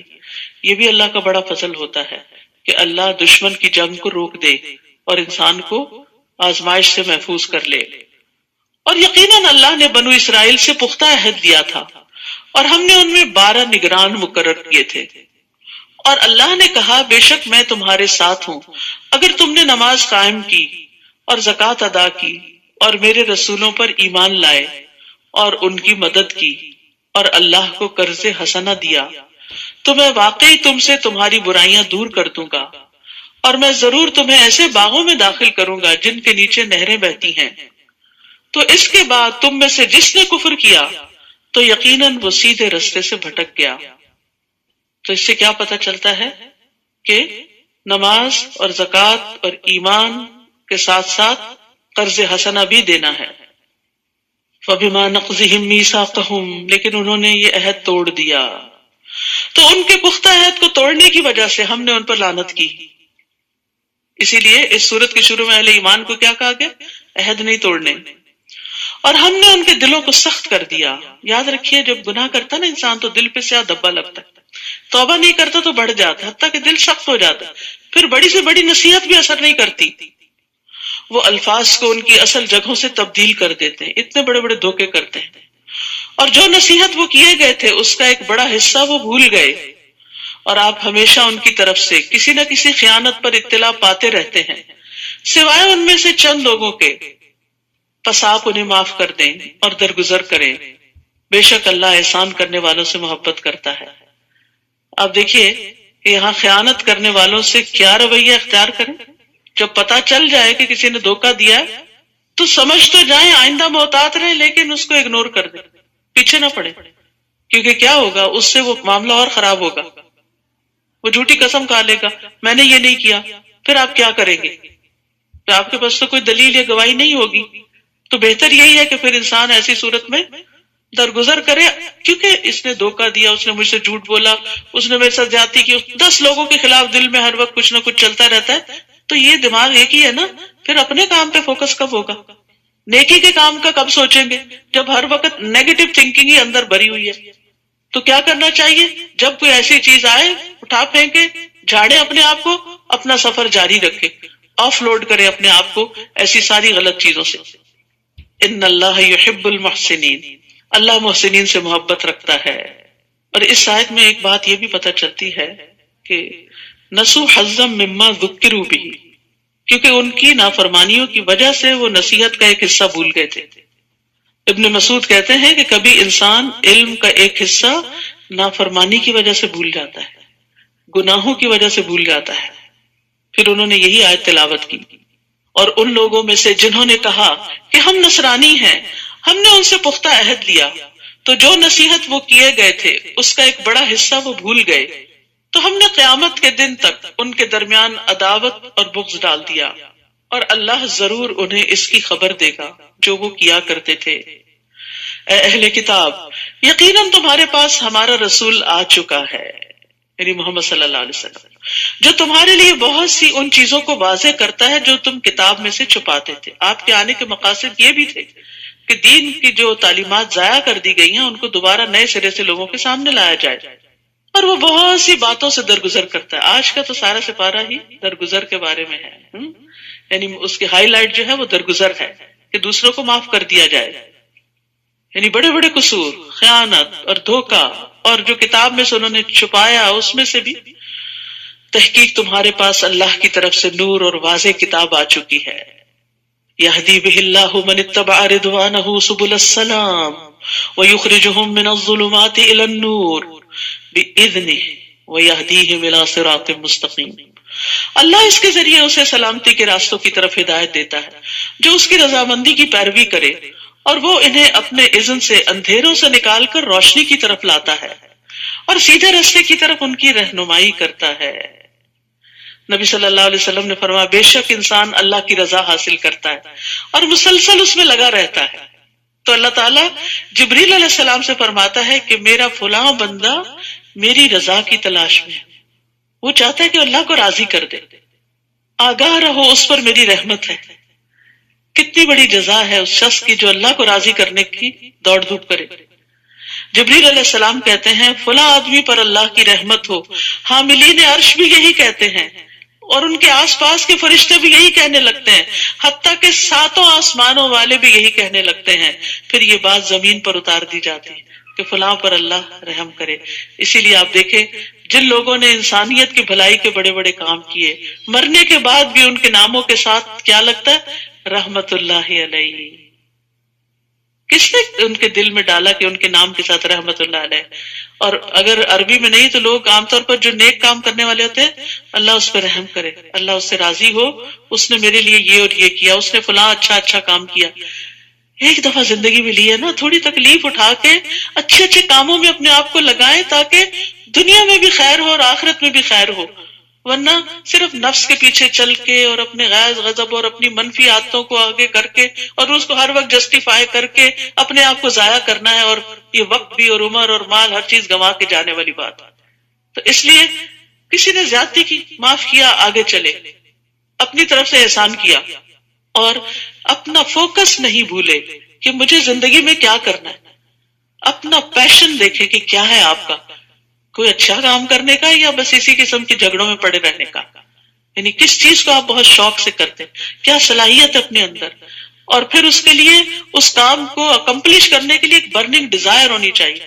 یہ برننگ ڈیزائر ہر فضول چیز کو جلا دیتی، ختم کر دیتی، اور انسان کو روشنی دکھاتی اور صحیح رستے پہ رہتا ہے انسان. پہ نیکی اور خیر اور تقوی کے کاموں میں اپنے آپ کو لگائیں، اور اس کے لیے بہترین کام ہے دین کو سیکھنا، سکھانا، لوگوں کو اس طرف لانا، ان کی جگہوں تک پہنچ کر ان کی مدد کرنا، کسی نہ کسی طرح رہنمائی کریں اور ان کو کنیکٹ کرتے جائیں اللہ سے. آگے کام وہ خود کریں، آپ کا کام صرف کنیکٹ کرنا، خیر کی بات بتائیں. جیسے بھی ان کو آپ اس چیز کی طرف لا سکیں تو ساری بھلائی آپ ہی کے لیے لکھی جائے گی. پھر فرمایا لقد کفر الذین قالوا ان اللہ هو المسیح ابن مریم، یقیناً ان لوگوں نے کفر کیا جنہوں نے کہا کہ بے شک اللہ وہی مسیح ابن مریم ہے، یعنی مسیح علیہ السلام کو الہ کا درجہ دے دیا. کہہ دیجئے تو کون اللہ کے آگے کسی چیز کا اختیار رکھتا ہے اگر اس نے ارادہ کر لیا کہ وہ مسیح ابن مریم کو اور اس کی ماں اور جو بھی زمین میں ہے سب کو ہلاک کر دے. اور اللہ ہی کے لیے ہے بادشاہت آسمانوں اور زمین کی اور جو کچھ ان دونوں کے درمیان ہے. وہ جو چاہتا ہے پیدا کرتا ہے، اللہ ہر چیز پر خوب قدرت رکھنے والا ہے. یعنی اللہ نے عیسیٰ علیہ السلام کو بن باپ کے پیدا کیا تو وہ ایسا کر سکتا ہے. اس کا یہ مطلب نہیں کہ وہ خود اس کا باپ ہے، نعوذ باللہ، ایسا کچھ نہیں ہے. اور ان کی معجزانہ ولادت کا یہ مطلب بھی نہیں کہ اللہ نے ان کو معبود بنا دیا ہے کہ تم ان کی عبادت کرنے لگو یا ان کے بارے میں غلوف کرو، حد سے بڑھ جاؤ ان کی عقیدت میں. اور یہود و نصارہ نے کہا کہ ہم اللہ کے بیٹے اور اس کے محبوب ہیں. کہہ دیجئے پھر وہ کیوں تمہیں تمہارے گناہوں کی وجہ سے عذاب دیتا ہے، بلکہ تم ایک انسان ہو ان میں سے جنہیں اس نے پیدا کیا، یعنی تم بھی دوسرے انسانوں کی طرح انسان ہو. وہ جسے چاہے گا بخش دے گا اور جسے چاہے گا عذاب دے گا. بہت ڈرنے والی بات ہے. تو جو مومن ہوتا ہے وہ کبھی اللہ کے عذاب سے بے خوف نہیں ہوتا، وہ فکر کرتا رہتا ہے، وہ اپنی نیکیوں کو بڑی چیز نہیں سمجھتا.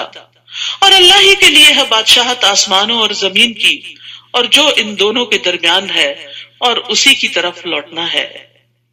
تو یاد رکھیے اللہ کی محبت محض تمنا کرنے سے نہیں ملتی بلکہ ان کاموں سے ملتی ہے جنہیں وہ پسند کرتا ہے.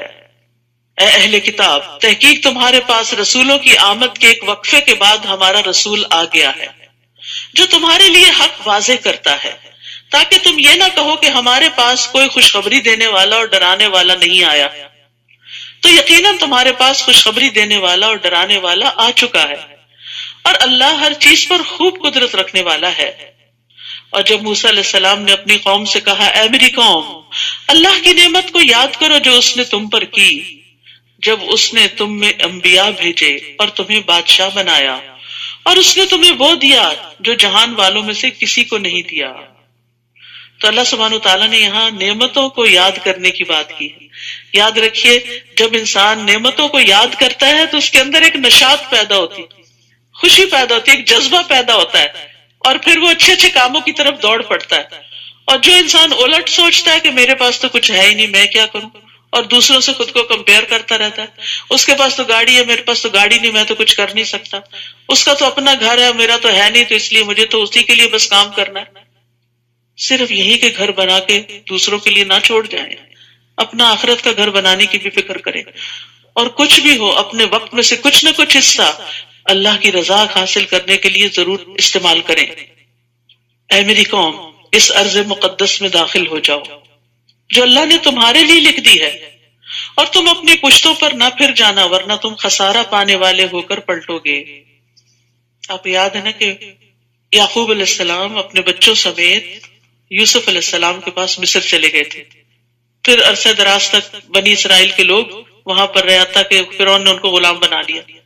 پھر اللہ سبحانہ وتعالیٰ نے فرعون کی غلامی سے موسیٰ علیہ السلام کی قیادت میں ان کو آزاد کیا، نجات ملی. تو اب حکم کیا ہوا کہ تم اپنی اصل زمین پہ واپس جاؤ، یعنی بیت المقدس میں. لیکن وہاں ان کی عدم موجودگی میں اور قوموں نے قبضہ کر لیا تھا.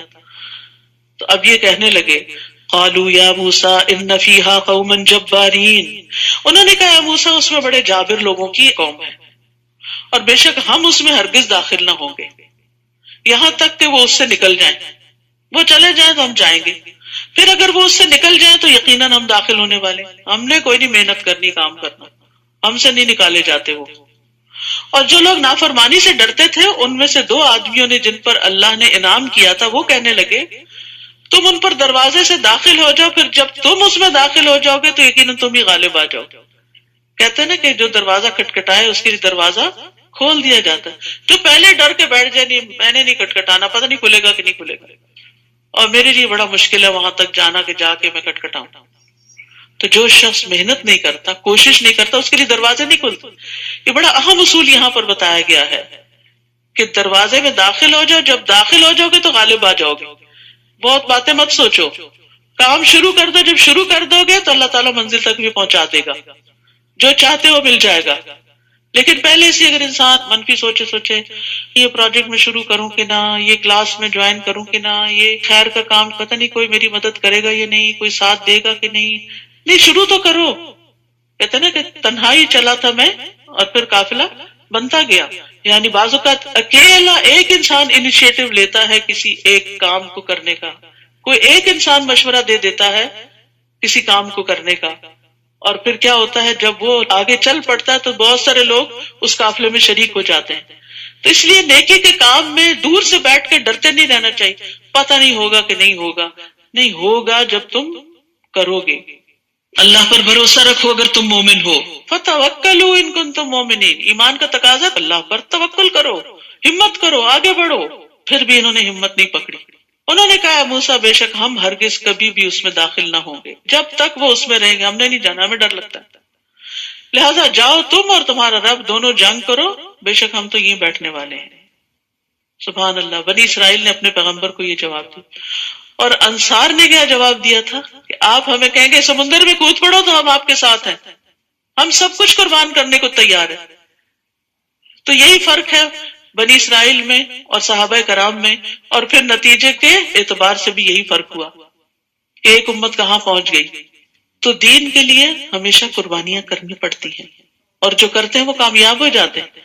اس لیے اللہ کی خاطر کچھ قربان کرنے سے کبھی نہ گھبرائیں، اور یہ نہ کریں کہ صرف اللہ ہی کر دے اور کوئی اور کر دے تو پھر جب کوئی اور کر لے گا تو میں بھی شریک ہو جاؤں گا اس قافلے میں، پھر تو آپ بیک بینچر سے پیچھے رہ جانے والے ہیں۔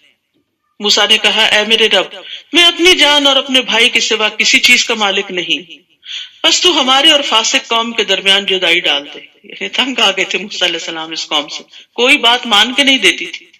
اس سے صبر سیکھیے کہ کس طرح بار بار احکامات کو جھٹلانا، ٹال مٹول کرنا، مذاق میں اس کو اڑا دینا۔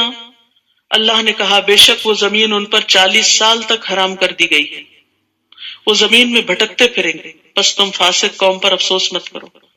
تو گناہ کی وجہ سے نعمتوں کا زوال ہو جایا کرتا ہے، جب انسان خیر کے کام میں آگے نہیں بڑھتا تو محروم رہ جاتا ہے۔ وَاتْلُ عَلَيْهِمْ نَبَأَ ابْنَيْ آدَمَ بِالْحَقِّ، اور آپ انہیں آدم کے 2 بیٹوں کی خبر ٹھیک ٹھیک پڑھ سنائیں۔ جب ان دونوں نے قربانی کی تو ان میں سے ایک سے قربانی قبول کر لی گئی اور دوسرے سے قبول نہ کی گئی۔ اس نے کہا میں ضرور تجھے قتل کر دوں گا، جیلس ہو گیا کہ تمہاری قربانی قبول ہوگی میری کیوں نہیں ہوئی۔ پہلے نے کہا اللہ تو صرف تقوی والوں سے ہی قبول کرتا ہے۔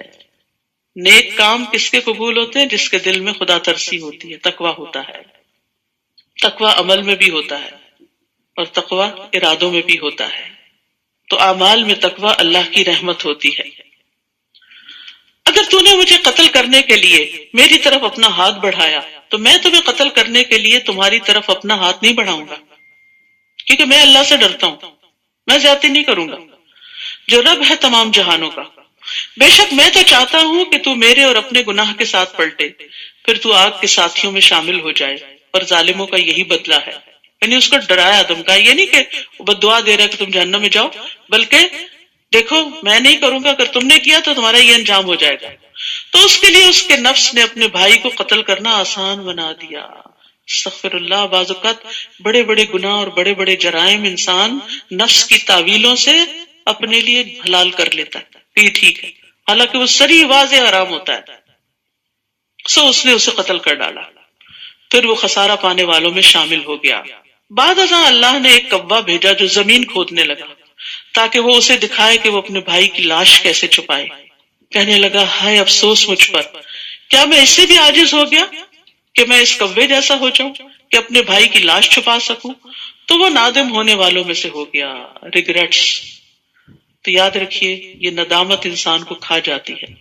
یہ جو پچھتاوے ہوتے ہیں یہ انسان کو بیمار کر ڈالتے ہیں، خاص طور پر انسان کے اندر جیسے ہارمونل چینجز آ جاتی ہیں، امیونٹی لو ہو جاتی ہے، اور جو کام انسان آسانی سے کر سکتا ہے وہ اس کو بڑے مشکل کام لگنے لگتے ہیں. تو مختلف جو ریسرچز کی گئی ہیں اس میں یہ کہ لوگوں کو دو طرح کے پچھتاوے ہوتے ہیں. ایک یہ کہ انہوں نے کوئی کام کرنا تھا اور نہیں کیا، اپرچونٹی کھو دی تو اس پر پچھتاوا، اور دوسرا کچھ نہیں کرنا چاہیے تھا اور انہوں نے غلط کر لیا. تو یاد رکھیے پچھتاووں سے نکلیں، ریگریٹ سے باہر آئیں. جب ہم قرآن پڑھتے ہیں یا نیکی کو کوئی کام تو پھر ہم کہتے ہیں افسوس کہ میں نے یہ نہ کیا، کاش میں اس وقت کر لیتی جب میں ینگ تھی. کاش سے باہر نکلیں. جو وقت گزر گیا وہ واپس نہیں آنے کا. اب شروع کر دیں اور ریگریٹ سے نکلیں، کیونکہ پچھتاوے انسان کو نفسیاتی طور پہ بیمار کر دیتے ہیں. اس سے فائدہ کچھ حاصل ہونے والا نہیں. ضرورت اس بات کی ہے کہ آپ اپنے اس وقت کو یوٹیلائز کر لیں، آئندہ کے لیے منصوبہ بندی کریں.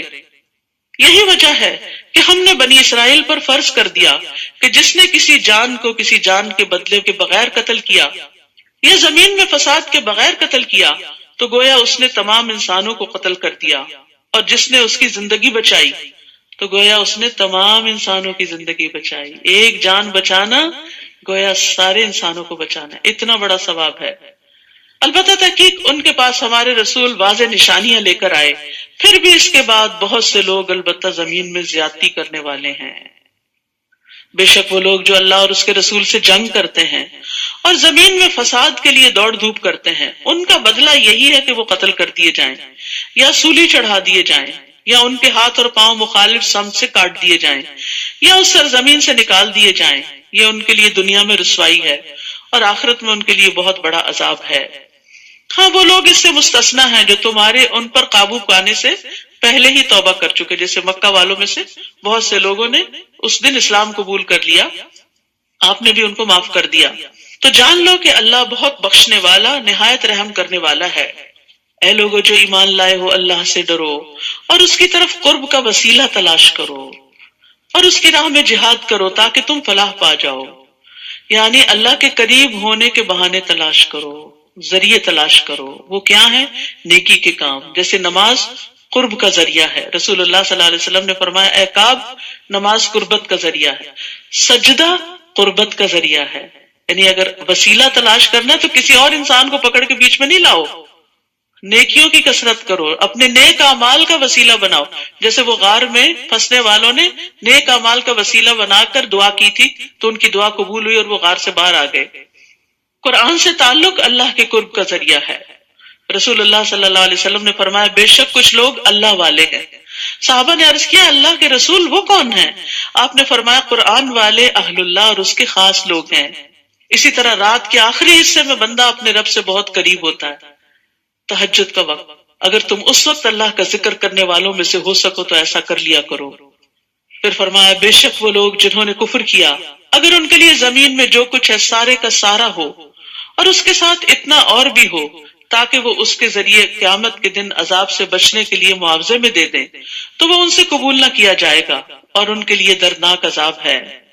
وہ چاہیں گے کہ آگ سے نکل جائیں لیکن وہ اس سے نکلنے والے نہیں، اور ان کے لیے قائم رہنے والا عذاب ہے. اور چور مرد اور چور عورت، پس ان دونوں کے ہاتھ کاٹ دو، یہ بدلہ ہے اس کا جو ان دونوں نے کمایا.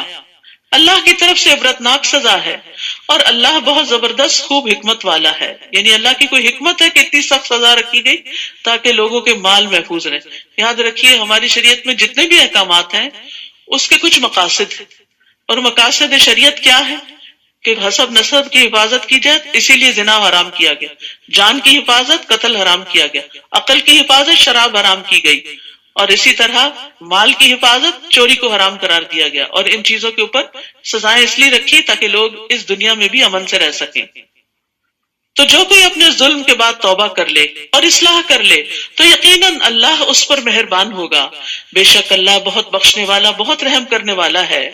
کیا تمہیں علم نہیں کہ بے شک اللہ ہی کے لیے ہے بادشاہت آسمانوں اور زمین کی، وہ جسے چاہتا ہے عذاب دیتا ہے اور جسے چاہتا ہے بخش دیتا ہے، اور اللہ ہر چیز پر خوب قدرت رکھنے والا ہے. اے رسول وہ لوگ آپ کو غمگین نہ کریں جو کفر میں دوڑ دھوپ کرتے ہیں. یعنی ان کی کوششیں دیکھ کر آپ پریشان نہ ہوں. اور جنہوں نے اپنے منہوں سے کہا کہ ہم ایمان لائے، حالانکہ ان کے دل ایمان نہیں لاتے، یعنی منافقین. اور ان میں سے جو یہودی بن گئے وہ بہت زیادہ سننے والے ہیں جھوٹ کو، بہت زیادہ سننے والے ہیں دوسری قوم کے لیے جو آپ کے پاس نہیں آئے، یعنی جاسوسی کرتے ہیں. وہ الفاظ کو ان کی جگہ مقرر ہونے کے باوجود بدل دیتے ہیں، تحریف کرتے ہیں. وہ کہتے ہیں اگر تم یہ حکم دیے جاؤ تو اسے لے لو، اور اگر تم یہ حکم نہ دیے جاؤ تو بچو. اور اللہ جس کی آزمائش کا ارادہ کر لے تو آپ اسے اللہ سے بچانے کا کچھ بھی اختیار نہیں رکھتے. یہی وہ لوگ ہیں کہ اللہ نہیں چاہتا کہ ان کے دلوں کو پاک کرے، جن کے دلوں میں کھوٹ ہوتا ہے اور وہ دھوکہ دیتے ہیں اور پیغمبر کو تکلیف دیتے ہیں، پھر اللہ تعالیٰ ان سے بدلہ لیتا ہے. ان کے لیے دنیا میں رسوائی ہے اور ان کے لیے آخرت میں بہت بڑا عذاب ہے. اور آپ جانتے ہیں کہ جن جن لوگوں نے بھی رسول اللہ صلی اللہ علیہ وسلم کی مخالفت کی، نافرمانی کی، دنیا میں ہی ان کو رسوائی کا سامنا کرنا پڑا اور اللہ کے رسول غالب آئے. بہت زیادہ سننے والے ہیں جھوٹ کو، بہت زیادہ کھانے والے ہیں حرام کو. پھر اگر وہ آپ کے پاس آئیں تو ان کے درمیان فیصلہ کریں یا ان سے اعراض کریں، یعنی اگر اپنے معاملات لے کر آئیں کہ آپ ان کا فیصلہ کریں تو چاہے کریں چاہے نہ کریں. اور اگر آپ ان سے اعراض کریں گے تو وہ ہرگز آپ کو کچھ بھی نقصان نہیں پہنچا سکتے. اور اگر آپ ان کے درمیان فیصلہ کریں تو انصاف کے ساتھ فیصلہ کریں. معاملہ کسی کا بھی ہو، مسلم نان مسلم، سب کے ساتھ انصاف. بے شک اللہ انصاف کرنے والوں سے محبت رکھتا ہے. اور یہاں پر خاص طور پر حرام سے ممانعت کی بات کی گئی. یاد رکھیے کہ حرام کھانے والے پہ جنت حرام ہے. نبی صلی اللہ علیہ وسلم نے فرمایا، اے کعب بن عجرہ، بے شک وہ گوشت اور خون جنت میں داخل نہیں ہوگا جو حرام اور رشوت خوری پر بڑھا اور پلا، وہ جہنم کا زیادہ مستحق ہے. اور وہ آپ کو کس طرح منصف بناتے ہیں حالانکہ ان کے پاس تورات ہے جس میں اللہ کا حکم موجود ہے، پھر اس کے بعد بھی وہ منہ موڑ جاتے ہیں، اور یہ لوگ ہرگز ایمان لانے والے نہیں. بے شک ہم نے تورات نازل کی جس میں ہدایت اور نور تھا، جس کے مطابق اللہ کے فرما بردار نبی ان لوگوں کے لیے فیصلہ کرتے تھے جو یہودی بن گئے تھے. اور اسی طرح ربانی اور علماء اور فقہا بھی اس وجہ سے کہ وہ اللہ کی کتاب کے محافظ بنائے گئے تھے اور وہ اس پر گواہ تھے. تو تم لوگوں سے نہ ڈرو اور مجھ سے ڈرو، اور میری آیات کے بدلے تھوڑی قیمت نہ لو.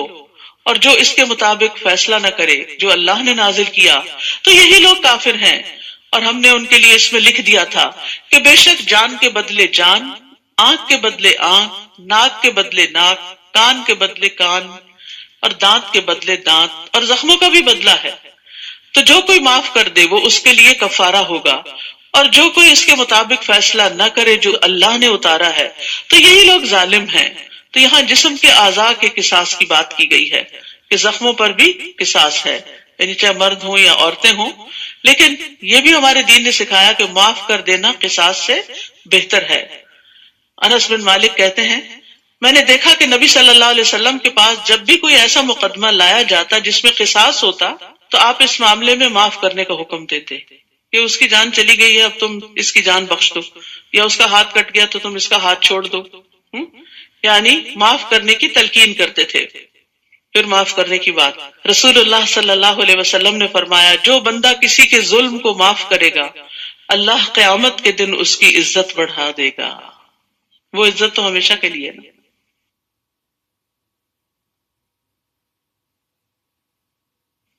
اور ہم نے ان کے آثار پر عیسی ابن مریم کو بھیجا جو اس کی تصدیق کرنے والا ہے، جو پہلے سے تورات میں تھا، اور ہم نے اسے انجیل دی جس میں ہدایت اور نور تھا، اور وہ تصدیق کرنے والی تھی اس کی جو پہلے سے تورات میں تھا، اور متقی لوگوں کے لیے ہدایت اور نصیحت تھی. یعنی تورات اور انجیل جو ہیں ان میں بھی تقوی والوں کے لیے ہی ہدایت تھی. اور چاہیے کہ انجیل والے اس کے مطابق فیصلہ کریں جو اللہ نے اس میں نازل کیا ہے، یعنی انجیل میں. اور جو اس کے مطابق فیصلہ نہ کرے جو اللہ نے نازل کیا تو یہی لوگ فاسق ہیں. تو اللہ کی کتاب کے مطابق فیصلہ نہ کرنا کفر، ظلم اور فسق ہے. رسول اللہ صلی اللہ علیہ وسلم نے فرمایا، جو لوگ کتاب اللہ کے مخالف فیصلہ کرتے ہیں ان میں فقر و فاقہ پھیل جاتا ہے، اور جس قوم کے امام کتاب اللہ کے مطابق فیصلہ نہ کریں وہ آپس میں لڑتے رہیں گے. اور ہم نے آپ کی طرف حق کے ساتھ کتاب نازل کی جو تصدیق کرنے والی ہے اس کی جو کتابوں میں اس سے پہلے ہے، اور اس پر نگہبان ہے. بس آپ ان کے درمیان فیصلہ کریں اس کے ساتھ جو اللہ نے نازل کیا، اور ان کی خواہشات کی پیروی نہ کریں اسے نظر انداز کر کے جو آپ کے پاس حق میں سے آ گیا. یعنی حق بات کو لے لیں اور ان کی خواہشات کی پیروی نہ کریں. ہم نے تم میں سے ہر ایک کے لیے ایک راستہ اور ایک طریقہ مقرر کیا ہے، اور اگر اللہ چاہتا تو تم سب کو ایک امت بنا دیتا، سب لوگ ایک ہی دین پر ہوتے، زبردستی سب کو مسلمان کر دیتا، لیکن اس لیے تاکہ وہ تمہیں آزمائے جو اس نے تمہیں عطا کیا، یعنی آزادی سے آزمائش ہے. بس نیکیوں میں آگے بڑھو، فاستبقوا الخیرات، تم سب کے سب کو اللہ کی طرف لوٹنا ہے، پھر وہ تمہیں بتائے گا جس بارے میں تم اختلاف کرتے تھے، اور یہ کہ آپ ان کے درمیان فیصلہ کریں اس کے مطابق جو اللہ نے نازل کیا، اور ان کی خواہشات کی پیروی نہ کریں، اور اس بات سے محتاط رہیں کہ کہیں وہ آپ کو اس کے بعد سے فتنے میں نہ ڈال دیں جو اللہ نے آپ کی طرف نازل کیا. پھر اگر وہ منہ موڑ جائیں تو جان لیں کہ بے شک اللہ چاہتا ہے کہ ان کے بعض گناہوں کی وجہ سے انہیں مصیبت میں ڈالے، گناہوں کی وجہ سے مصیبت میں ڈالے. ان یصیبہم ببعض ذنوبہم، تو اس سے کیا پتہ چلتا ہے کہ گناہ مصیبت میں ڈالنے کا باعث بنتے ہیں. اور بے شک لوگوں میں سے بہت سے البتہ فاسق ہیں، اکثریت نافرمان لوگ ہیں. یہ اللہ کا شکوہ ہے بندوں سے. اتنی نعمتیں اللہ نے بندوں کو دی ہیں لیکن بندے اللہ کی فرما برداری پہ راضی نہیں ہوتے. افحکم الجاہلیت یبغون، کیا پھر وہ جاہلیت کا فیصلہ چاہتے ہیں؟ اور کون زیادہ اچھا ہے اللہ سے بڑھ کر فیصلہ کرنے میں ان لوگوں کے لیے جو یقین رکھتے ہوں. تو جاہلیت کے طریقے اللہ کے نزدیک انتہائی ناپسندیدہ کام ہیں، یعنی جو کلچر اور جو رسم و رواج اور جو طور طریقے دور جاہلیت میں رائج تھے ان کو دین بنا لینا اور ان سے اٹریکٹ ہونا اور ان رسموں کی پیروی کرنا، یہ اللہ کے نزدیک ناپسندیدہ کام ہے. اے لوگو جو ایمان لائے ہو، یہود و نصارہ کو اولیاء مت بناؤ، ان میں سے بعض کے اولیاء ہیں، اور جو کوئی تم میں سے ان کو اولیاء بنائے گا تو یقیناً وہ انہی میں سے ہے. بے شک اللہ ظالم قوم کو ہدایت نہیں دیتا. یعنی عام معاملات میں تو تعلق رکھنے کی ممانعت نہیں ہے، حتیٰ کہ ان کی عورتوں سے شادی کی بھی اجازت ہے. اس کا مطلب ہے لین دین معاملات ہوں گے، لیکن ایسے دلی دوست کہ جس میں انسان راز دینا شروع کر دیتا ہے جس کی وجہ سے خود مسلمانوں کو نقصان پہنچ سکتا ہے، تو اس سے منع کیا گیا ہے. پھر آپ دیکھیں گے ان لوگوں کو جن کے دلوں میں بیماری ہے، وہ ان میں دوڑ دھوپ کرتے ہیں. یعنی مدینہ میں جو منافقین تھے وہ مسلمانوں سے زیادہ اہل کتاب کے قریب تھے. وہ کہتے ہیں ہم ڈرتے ہیں کہ ہمیں کوئی گردش نہ پہنچے، اس لیے ہم ان سے بنا کے رکھتے ہیں، تو اس لیے دوستی کی ہوئی ہے. تو امید ہے کہ اللہ جلد ہی فتح لے آئے یا اپنی طرف سے کوئی حکم، تو وہ اس پر جو انہوں نے اپنے دلوں میں چھپایا نادم ہو جائیں. اور وہ لوگ جو ایمان لائے کہتے ہیں کیا یہی ہے وہ لوگ جنہوں نے اللہ کے نام کی اپنی پکی قسمیں کھائیں کہ بے شک وہ ضرور تمہارے ساتھ ہیں؟ ان کے اعمال ضائع ہو گئے تو وہ خسارہ پانے والے ہو گئے. یا ایھا الذین آمنوا من یرتد منکم عن دینہ فسوف یأتی اللہ بقوم یحبهم ویحبونہ. اے لوگو جو ایمان لائے ہو، تم میں سے جو کوئی اپنے دین سے پھر جائے گا، یعنی محمد صلی اللہ علیہ وسلم کا ساتھ چھوڑ جائے گا، تو ان قریب اللہ ان کی جگہ ایسے لوگ لے آئے گا جن سے وہ محبت کرے گا جو اس سے محبت کریں گے. یعنی اللہ تعالیٰ ان سے محبت کرے گا اور وہ اللہ تعالیٰ سے محبت کریں گے. وہ مومنوں پر بہت نرم ہوں گے، کافروں پر سخت، اور اللہ کے راستے میں جہاد کریں گے، کسی ملامت کرنے والے کی ملامت سے نہیں ڈریں گے. یہ اللہ کا فضل ہے، وہ جسے چاہتا ہے عطا کرتا ہے، اور اللہ وسعت والا خوب علم والا ہے. تو یاد رکھیے کہ جو لوگ اللہ کے دین کے ساتھ مخلص نہ ہوں، خالص نہ ہوں، تو خواہ وہ کتنی کثرت میں ہو، تعداد میں ہو، بھیڑ ہو، لیکن وہ دین کو فائدہ دینے کی بجائے بعض اوقات الٹا نقصان دیتے ہیں. تو اللہ کو ایسے لوگ چاہیے کہ جو اللہ سے محبت کرتے ہیں، جو اہل ایمان کے خیر خواہ ہوں، جو دھوکہ باز نہ ہوں. تو اگر کوئی سمجھتا ہے کہ اگر میں نہیں اس ٹیم میں یا صف میں شامل ہوا تو یہ آگے نہیں بڑھ سکتے، تو اس کی خام خیالی ہے. بعض اوقات ایک ایسا شخص جو سنسیئر نہیں ہوتا وہ نکلتا ہے تو اللہ تعالیٰ اس کے بدلے میں اس سے بھی زیادہ بہتر انسان لے آتا ہے. یہ اللہ کا وعدہ ہے. شرط یہ ہے کہ آپ جو کام کر رہے ہیں وہ پوری سنسیئرٹی کے ساتھ کریں. اور اللہ کی محبت کی علامت کیا ہوتی ہے؟ رسول اللہ صلی اللہ علیہ وسلم نے فرمایا بے شک اللہ اسے بھی مال دیتا ہے جس سے وہ محبت کرتا ہے، اور اسے بھی دیتا ہے جس سے محبت نہیں کرتا، لیکن ایمان صرف اس کو دیتا ہے جس سے وہ محبت کرتا ہے. بس جب اللہ کسی بندے سے محبت کرتا ہے اسے ایمان عطا کر دیتا ہے. تو اس لیے دنیا کا مال کرائیٹیریا نہیں ہے اللہ کی محبت کا، کہ کسی کو پہلے سے زیادہ مل گیا تو اللہ تعالیٰ اس سے بڑا راضی ہے. ہو سکتا راضی ہو سکتا نہ بھی ہو، لیکن جو نیکیوں میں آگے بڑھ گیا، جس کو نیکیوں میں آگے جانے کی توفیق مل گئی، وہ دراصل اللہ کا محبوب ہے۔ اللہ کی محبت کی علامت کیا ہے؟ کہ انسان کو خیر اور بھلائی کے کاموں کا شوق لگ جائے اور اس میں دوڑ پڑے۔ انما ولیکم اللہ ورسولہ والذین آمنوا الذین یقیمون الصلاۃ ویؤتون الزکاۃ وہم راکعون۔ تمہارے دوست تو صرف اللہ اور اس کا رسول اور وہ لوگ ہیں جو ایمان لائے، جو نماز قائم کرتے ہیں، جو زکوٰۃ ادا کرتے ہیں، اور وہ رکوع کرنے والے ہیں۔ ایمان والے کون ہوتے ہیں؟ جن کے اندر یہ تین صفات ہوتی ہیں۔ اور جو کوئی اللہ اور اس کے رسول اور ایمان والوں سے دوستی کرے گا تو بے شک اللہ کا گروہ ہی غالب آنے والا ہے۔ اے لوگوں جو ایمان لائے ہو، تم ان لوگوں کو اولیاء نہ بناؤ جنہوں نے تمہارے دین کو مذاق اور کھیل بنا لیا۔ ایسے لوگوں سے بھی دلی دوستی مت کرو جو دین کا مذاق اڑاتے ہیں، خواہ وہ ان لوگوں میں سے ہو جنہیں تم سے پہلے کتاب دی گئی، اور کفار کو بھی، اور اللہ سے ڈرتے رہو اگر تم سچے مومن ہو۔ وَإِذَا نَادَيْتُمْ إِلَى الصَّلَاةِ اتَّخَذُوهَا هُزُوًا وَلَعِبًا ذَلِكَ بِأَنَّهُمْ قَوْمٌ لَا يَعْقِلُونَ۔ اور جب تم نماز کی طرف پکارتے ہو، یعنی آذان دیتے ہو، تو وہ اسے مذاق اور کھیل بنا لیتے ہیں۔ یہ اس وجہ سے ہے کہ وہ ایسے لوگ ہیں جو عقل نہیں رکھتے۔ تو اس سے کیا پتہ چلتا ہے؟ دین کے شاعر کا مذاق اڑانا ناسمجھی کی علامت ہے۔ آذان کو خاموشی سے سننا چاہیے۔ رسول اللہ صلی اللہ علیہ وسلم نے فرمایا جب تم آذان سنو تو وہی کلمات کہو جو مؤذن کہتا ہے، یعنی اس کو جواب دو، اور پھر آذان کے بعد کی دعا پڑھنی چاہیے۔ سب کو آتی ہے یہ دعا؟ الحمدللہ، جن کو نہیں آتی وہ اپنے پاس لکھا ہوا کارڈ رکھیں اور اس سے پڑھتے رہیں، کیونکہ یہ وقت بڑا قیمتی وقت ہوتا ہے جس کو بہت سارے لوگ ناسمجھی میں گنوا دیتے ہیں۔ عبداللہ ابن عمرو ابن العاص کہتے ہیں کہ انہوں نے نبی صلی اللہ علیہ وسلم کو بیان کرتے ہوئے سنا، جب تم مؤذن کو سنو تو اسی طرح کہو جیسے وہ کہتا ہے، پھر مجھ پہ درود پڑھو۔ تحقیق جس نے مجھ پر ایک بار درود پڑھا اللہ اس پر 10 رحمتیں نازل کرتا ہے۔ پھر میرے لیے اللہ عز و جل سے وسیلہ طلب کرو، وآت محمد الوسیلۃ والفضیلہ۔ بلا شبہ یہ وسیلہ جنت میں ایک منزل کا نام ہے جو اللہ کے کسی بندے کو ملے گی، اور مجھے امید ہے کہ وہ میں ہی ہوں گا۔ سو جس نے میرے لیے اللہ سے وسیلہ طلب کیا اس کے لیے شفاعت حلال ہو گئی، یعنی اسے نبی صلی اللہ علیہ وسلم کی سفارش نصیب ہوگی۔ ایک اور روایت کے مطابق اس وقت کی ہوئی دعا رد نہیں کی جاتی، یعنی اذان کا جواب دے کے درود شریف پڑھ کے دعا پڑھ کے جب ہم اپنی کوئی ذاتی دعا کرتے ہیں تو وہ دعا قبول ہوتی ہے۔ یہ قبولیت کی گھڑیاں ہوتی ہیں۔ اور ویسے بھی اذان اور تکبیر یعنی اقامت کے بیچ کا جو وقت ہوتا ہے بڑا قیمتی ہوتا ہے، اس میں دعائیں کرنی چاہیے۔ اور نماز تو ساری کی ساری دعا ہے، اللہ اکبر کہہ کے آپ دعا شروع کرتے ہیں، سورۃ فاتحہ دعا ہے، پھر رکوع میں جا کے دعائیں پڑھتے ہیں، کھڑے ہو کے پھر سجدے میں، پھر اتحیات، آخر تک ساری دعا ہے۔ تو نماز دراصل پریئر ہی پریئر ہے۔ تو اس لیے اگر اس وقت سنتیں بھی آپ پڑھتے ہیں تو گویا دعائیں مانگ رہے ہوتے ہیں۔ تو دعا کی قبولیت کا وقت نہ گنوائیں ادھر ادھر کے کاموں میں۔ اور ویسے بھی جو انسان کے مسئلے مسائل ہوں وہ اللہ تعالیٰ سے اپنی زبان میں بات کر کے دعا کی جائے۔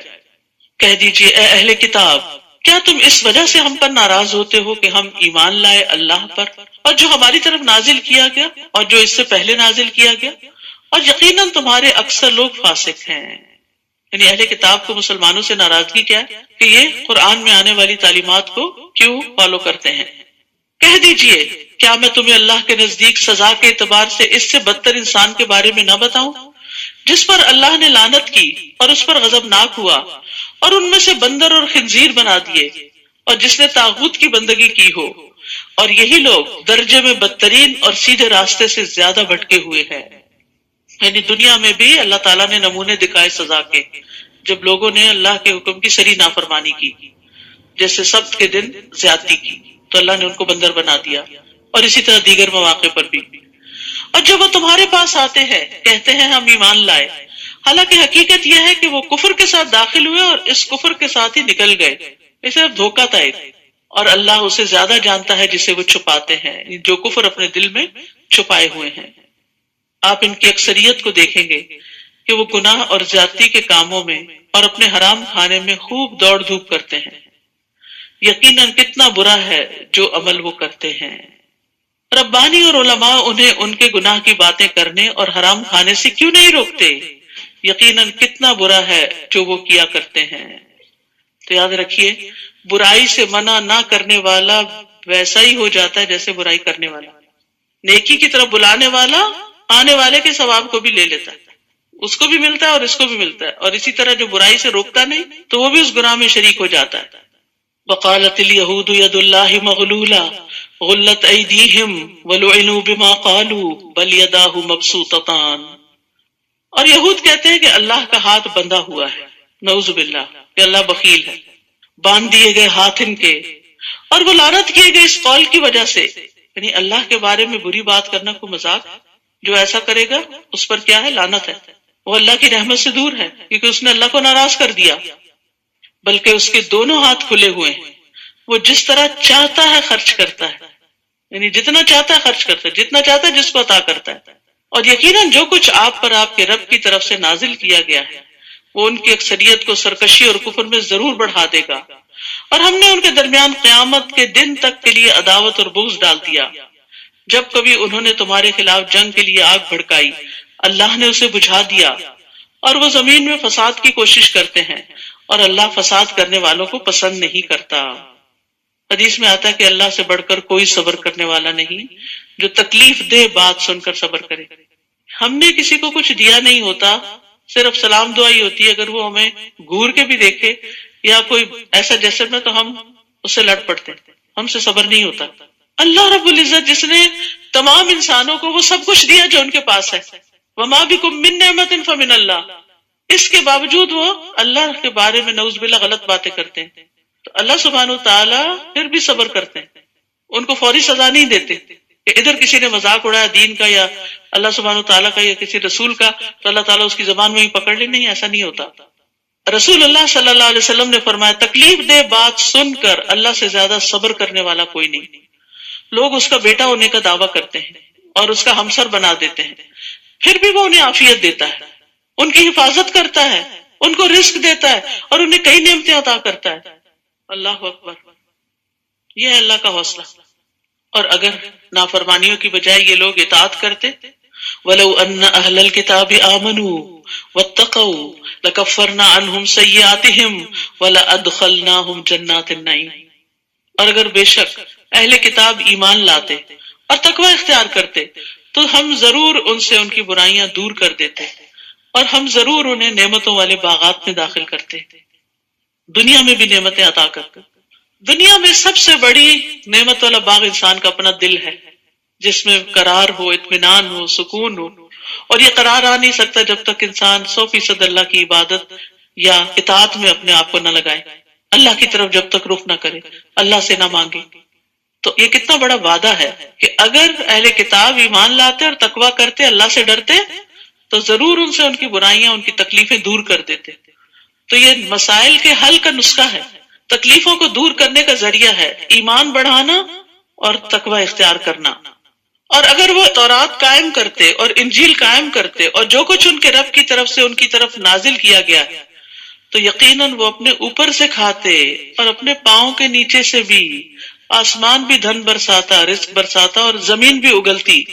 ان میں سے ایک گروہ میں آنا رو ہے اور ان میں سے زیادہ تر لوگ برا ہے وہ جو عمل کرتے ہیں۔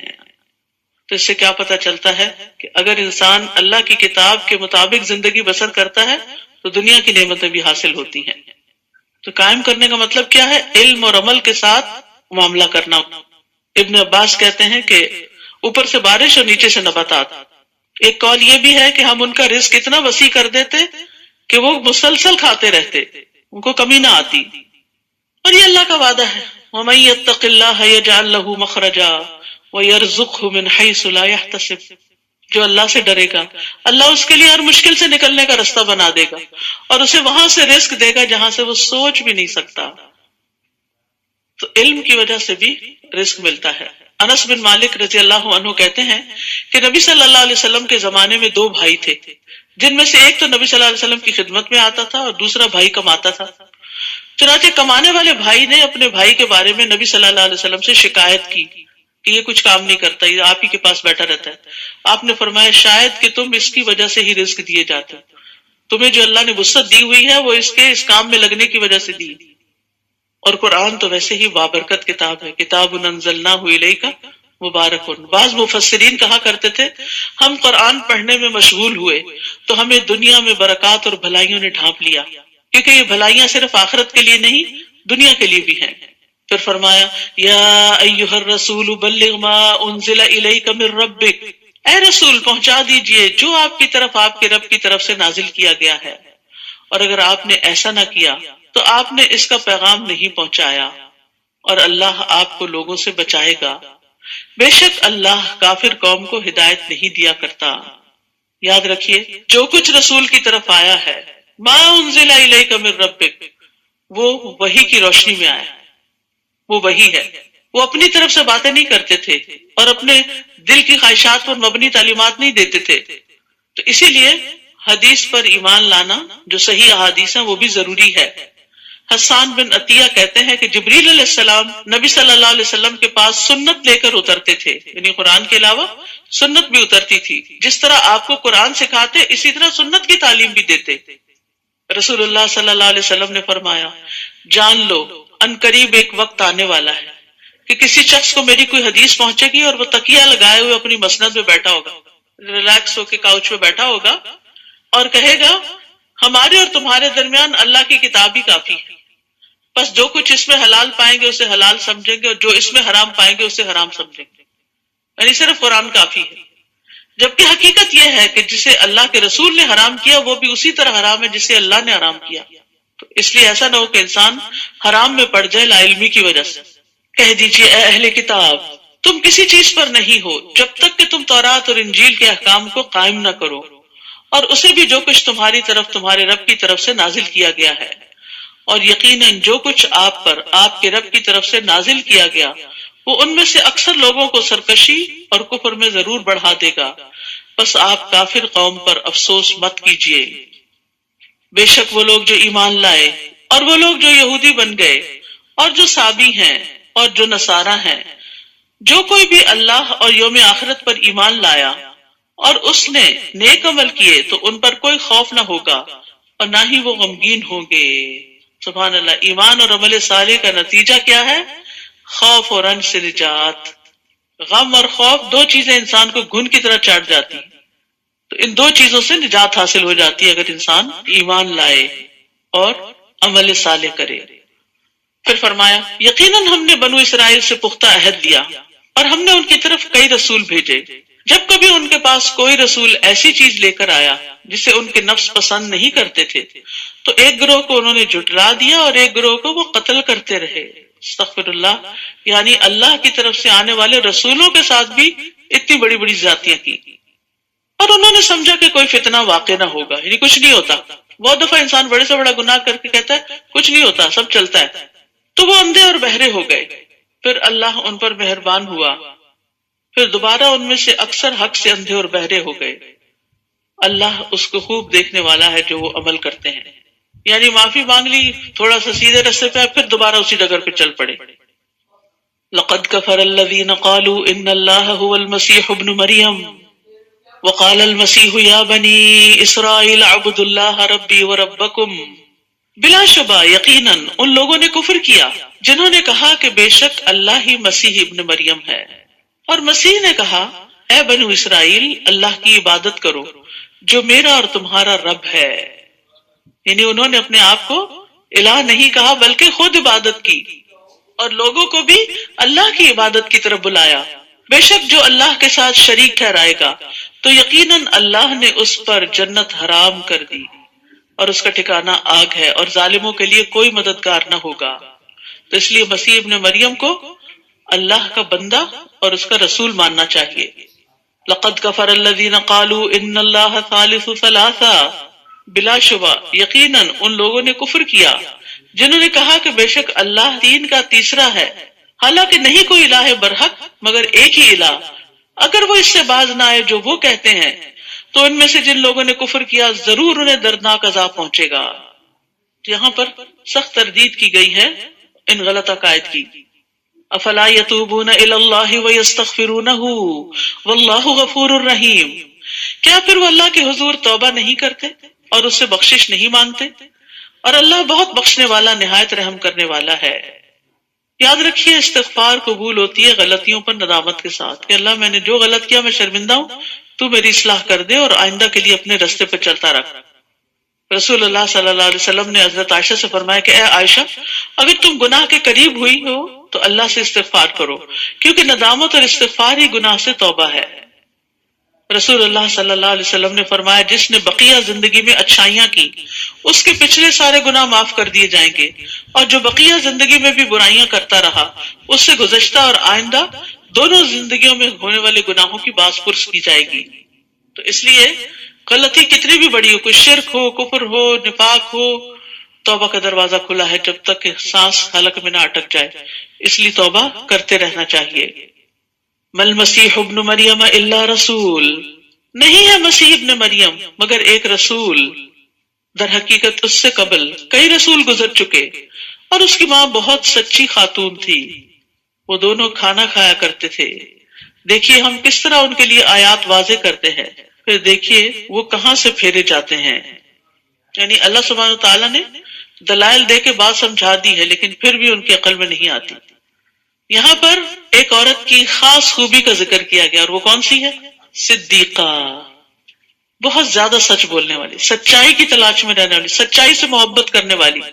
ایک قول یہ بھی ہے کہ انہیں صدیقہ اس لیے کہا جاتا ہے کیونکہ وہ اللہ کی آیات کی تصدیق کرتی تھی، کیونکہ قرآن مجید میں اللہ تعالیٰ نے ان کا وصف بیان کیا، وصدقت بکلمات ربہا، اس نے اپنے رب کی باتوں کی تصدیق کی تھی۔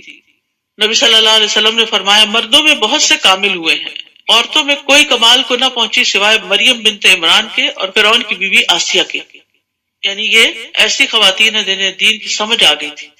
میں سوچتی ہوں کہ حضرت آسیہ کی جو دعا ہے رب ابن لی عندک بیتا فی الجنہ، یہ انہیں کیسے سوجی؟ وہ دنیا میں فرعون کے محل میں رہتی تھی، لیکن اس نے ایمان کی خاطر اس کی بھی پرواہ نہیں کی، اور یہی چیز اللہ تعالیٰ کو اس کی پسند آ گئی اور اس کو ہدایت دی۔ اور ہمیں بھی اللہ سے اچھی اچھی دعائیں کرنی چاہیے اور خیر اور بھلائی کے رستوں کی دعا کرنی چاہیے۔ اسی لیے سب سے نفع مند دعا کون سی ہے؟ ایاک نعبد و ایاک نستعین اہدنا الصراط المستقیم۔ کہہ دیجئے کیا تم اللہ کو چھوڑ کر اس کی عبادت کرتے ہو جو تمہارے لیے کسی نفع و نقصان کا مالک نہیں، اور وہ اللہ ہی ہے جو خوب سننے والا، خوب جاننے والا ہے، لہٰذا اس کو پکارو۔ کہہ دیجئے اہل کتاب اپنے دین میں ناحق غلو نہ کرو، اور نہ تم ایسے لوگوں کی خواہشات کی پیروی کرو جو یقیناً اس سے پہلے گمراہ ہوئے، اور انہوں نے کثیر تعداد کو گمراہ کیا اور سیدھے راستے سے وہ بھٹک گئے۔ بنو اسرائیل میں سے جن لوگوں نے کفر کیا وہ داؤد اور عیسیٰ ابن مریم کی زبان پر لعنت کیے گئے، ان کے پیغمبروں نے ان پہ لعنت بھیجی۔ کیوں؟ یہ اس وجہ سے کہ انہوں نے نافرمانی کی اور وہ حد سے بڑھ جاتے تھے، ایکسٹریمسٹ تھے۔ وہ ایک دوسرے کو اس برائی سے نہیں روکتے تھے جس کا وہ ارتکاب کرتے، یقیناً کتنا برا ہے جو وہ کرتے تھے۔ تو آپ دیکھیے کہ لعنت کے اسباب کیا ہیں۔ لعنت کے اسباب میں پیغمبروں کی نافرمانی، حد سے بڑھنا اور برائی سے نہ روکنا۔ یہاں برائی سے نہ روکنے والا اہل کتاب کے مشابہ قرار پایا ہے۔ بعض لوگ کہتے ہیں ہم خود برے کام کرتے ہیں، ہم کیسے منع کریں؟ تو کچھ لوگوں کا تجربہ یہ ہے کہ جب انہوں نے متعدد بار وہ چیز کی، کوئی پڑھنے والی کتاب تھی پڑھی یا کوئی کمٹمنٹ نبھائی، تو پھر اس کے بعد کیا ہوا؟ استقامت ملی۔ اور منکر سے روکنے کی فضیلت کیا ہے؟ عبد الرحمن بن حضرمی بیان کرتے ہیں کہ مجھے اس نے خبر دی جس نے نبی صلی اللہ علیہ وسلم کو یہ فرماتے ہوئے سنا کہ میری امت میں ایسے لوگ بھی آئیں گے جنہیں پہلوں کی طرح ثواب ملے گا، اولین کی طرح۔ ان کی امتیازی صفت یہ ہوگی کہ وہ برائی کا انکار کریں گے۔ اب دیکھیے کہ معاشرے میں طرح طرح کی برائیاں پھیلی ہوئی ہیں۔ کچھ تو ہماری پہنچ میں ہے کہ ہمارے اپنے ہی ہوتے ہیں، قریبی جو غلط کام کر رہے ہوتے ہیں، تو ان کو پیار سے روکنا چاہیے، ان کے ساتھ بات چیت کرنی چاہیے۔ بعض اوقات ہسبینڈ کسی غلط کام میں مبتلا ہو جاتے ہیں، کوئی حرام کمانے لگتے ہیں یا کوئی رشوت لینے لگتے ہیں یا اور اس طرح کا کوئی غلط کام کرنے لگتے ہیں، کبھی آپ کے نوٹس میں آتا کبھی نہیں آتا، تو ان کے ساتھ بھی پیار سے، محبت سے کچھ نہ کچھ ان کو آخرت کی فکر دلا کے، اللہ کی محبت کی بات کر کے، حلال کے جو نسلوں پر اچھے اثرات ہیں اس کی بات کر کے ان کو غلط چیزوں سے روکنا چاہیے، تاکہ کم از کم آپ بری ذمہ ہو۔ دوسرے یہ کہ کچھ رشتہ دار ہوتے ہیں تو بعض اوقات شادی بیاہ کے موقع پر ایسی رسمیں کرتے ہیں، اتنا اسراف کرتے، اتنی فضول خرچی کرتے ہیں، یا ایسا لباس پہنتے ہیں کہ اللہ کو ناراض کرنے والا ہے سراسر۔ اللہ نے عورت کی جو خوبصورتی بنائی ہے وہ اس کے چھپانے میں ہے، اس کے لباس کو زینت بنایا ہے، نہ کہ لباس کو اتار دینا یا ایسے لباس پہننا کہ جو پہن کے بھی ننگے ہوں۔ کتنی سخت ہے وہ حدیث کہ وہ عورتیں جنت کی خوشبو نہ پا سکیں گی جو کپڑے پہن کے بھی ننگی رہیں، چاہے ٹائٹ ہو چاہے سی تھرو ہو۔ لیکن پتہ ہے برائی ہے، خود کرتے ہوئے بھی برا نہیں لگتا اور دوسروں کو بھی نہیں روکتے۔ اپنے بچوں کو بھی روکنے کی ضرورت ہے، یہ نہیں کہ پیچھے ہی پڑ جائیں، لیکن اس برائی سے نفرت کا ایک اظہار ضروری ہے کہ میں اس سے راضی نہیں. ہو سکتا ہے کسی دن اللہ ان کو بھی توفیق دے کہ وہ اس سے بچ جائیں. آپ ان کی اکثریت کو دیکھتے ہیں کہ وہ ان لوگوں کو اولیاء دلی دوست بناتے ہیں جنہوں نے کفر کیا. یقیناً کتنا برا ہے جو انہوں نے اپنی جانوں کے لیے آگے بھیجا کہ اللہ ان پہ ناراض ہوا اور وہ عذاب میں ہمیشہ رہنے والے ہیں. اگر وہ اللہ پر اور نبی پر اور اس پر ایمان لاتے جو اس کی طرف نازل کیا گیا تو وہ انہیں اولیاء نہ بناتے، مگر ان میں سے اکثر نافرمان ہیں. لَتَجِدَنَّ أَشَدَّ النَّاسِ عَدَاوَةً لِلَّذِينَ آمَنُوا الْيَهُودَ، یقیناً آپ ضرور لوگوں میں سے ایمان والوں کی دشمنی میں سب سے زیادہ سخت یہود کو پائیں گے اور ان لوگوں کو جنہوں نے شرک کیا، اور آپ ضرور ان میں ایمان والوں کے لیے محبت میں سب سے زیادہ قریب ان لوگوں کو پائیں گے جنہوں نے کہا کہ بے شک ہم نصارہ ہیں. یہ اس لیے کہ ان میں علماء ہیں اور راہب ہیں، اور کیونکہ وہ تکبر نہیں کرتے. تو جو تکبر نہیں کرتا وہ کسی کے ساتھ بھی بنا کے رکھ سکتا ہے. تو اللہ سبحانہ وتعالیٰ ہمیں بھی علم عطا کرے، زہد عطا کرے، اور ہمیں تکبر سے بچائے اور انسانیت کی خیر خواہی کے کاموں کے لیے چن لے. وآخر دعوانا ان الحمد للہ رب العالمین. سبحانک اللہم وبحمدک، اشہد ان لا الہ الا انت، استغفرک واتوب الیک. السلام علیکم ورحمۃ اللہ وبرکاتہ.